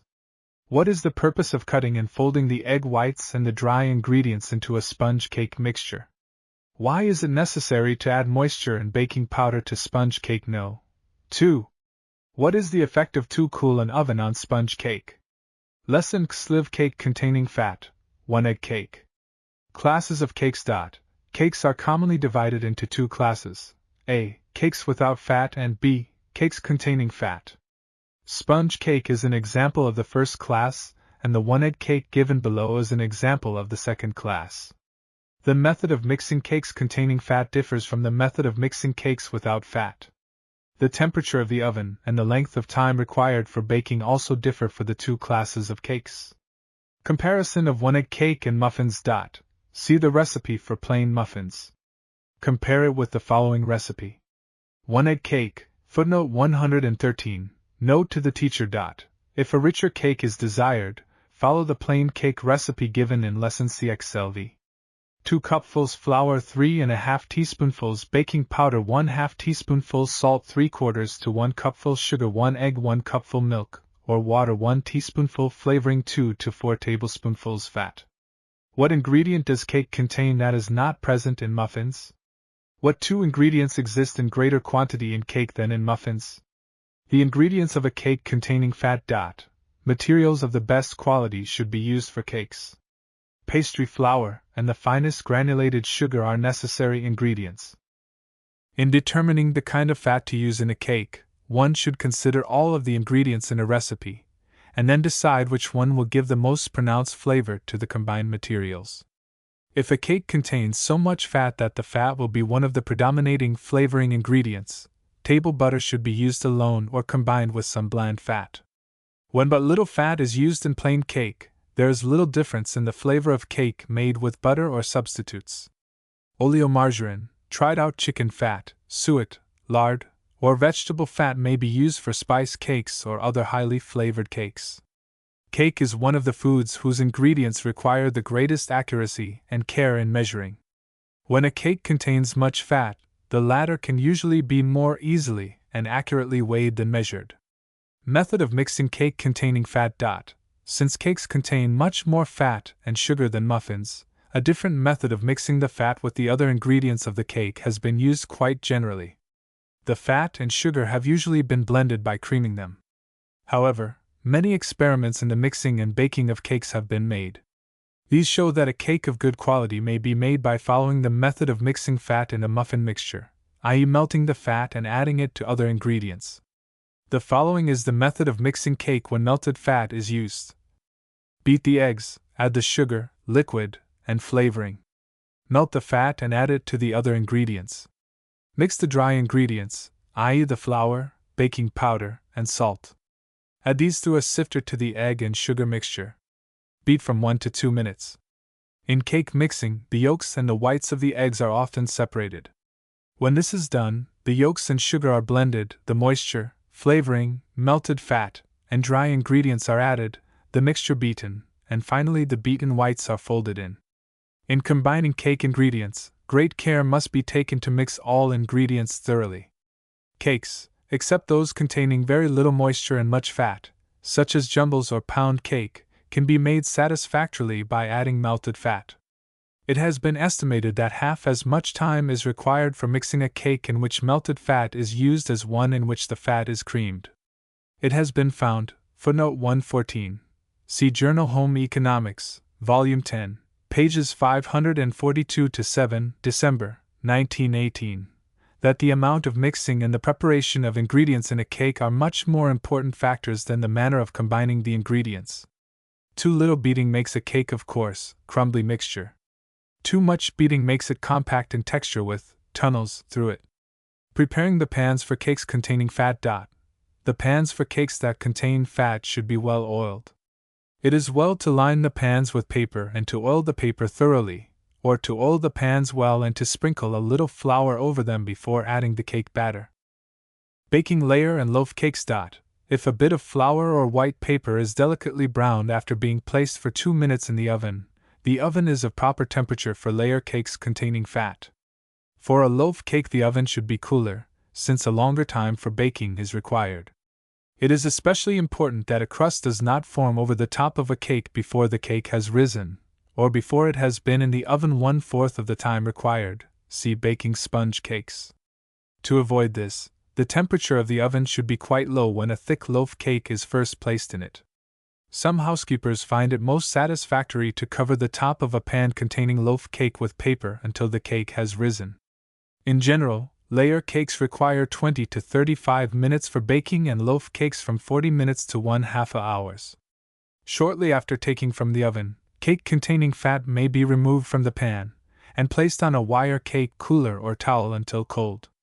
In a heat-regulated oven, bake layer cakes at 375 degrees Fahrenheit and loaf cakes at 350 degrees Fahrenheit. The quality of cake. Desirable cake is tender and light, but of fine grain. The quantity of eggs, sugar, fat, and moisture affects these qualities. Too much sugar makes a cake of coarse grain and of waxy or tough texture. On the other hand, a cake containing too little sugar is not as fine-grained as one having just enough. A cake in which there is too much fat is crisp or crumbly, i.e., it will not hold its shape. Too little fat may make it tough in texture. Generally, the more fat a cake contains, the smaller the quantity of moisture needed. Note that the 1-egg cake recipe contains 1 cupful of liquid, but when the fat is increased to 1/2 cup full, the moisture is decreased to 2/3 cup full. See plain cake recipe. Many eggs without a proportionate quantity of fat and sugar produce a tough cake. The toughness occasioned by eggs may be offset, of course, by the tenderness produced by fat. It is a most interesting study to compare cake recipes. Some are well proportioned, others could be greatly improved by variations in the quantity of ingredients. The flavor of a cake is largely affected by the proportion of ingredients in a cake. For the sake of economy, however, certain ingredients, especially fat and eggs, must be decreased even though texture, grain, and flavor are sacrificed. The matter of wholesomeness must also be taken into consideration. Many persons can eat with comfort plain cakes, i.e., those containing little fat and a moderate quantity of sugar, while rich cakes distress them. Scorecard for cake, determining its quality. Flavor 40, lightness 20, grain and texture 15, baking, crust and color 15, appearance, shape and icing 10, total 100. Questions. How should cake batter be spread in the pan to prevent it from rising higher in the center than at the edges? What is the purpose of placing the warm cake on a cake cooler or on a cloth? Mention some substitute other than a cloth for a wire cake cooler. Why not place the warm cake inverted on the cake cooler? Explain why a hot cake should not be placed in a cool place or in a draft. Why store a cake in a tightly covered tin box? Give 2 reasons for the cracking of the crust of a cake. What is the effect of using too much fat in a cake? Too much sugar? Too much moisture? If the quantity of fat is increased, what ingredient in a cake recipe should be decreased? If the number of eggs in a cake is reduced, what ingredient should be increased? Lesson CX cake containing fat, plain cake and its modifications. A. The conventional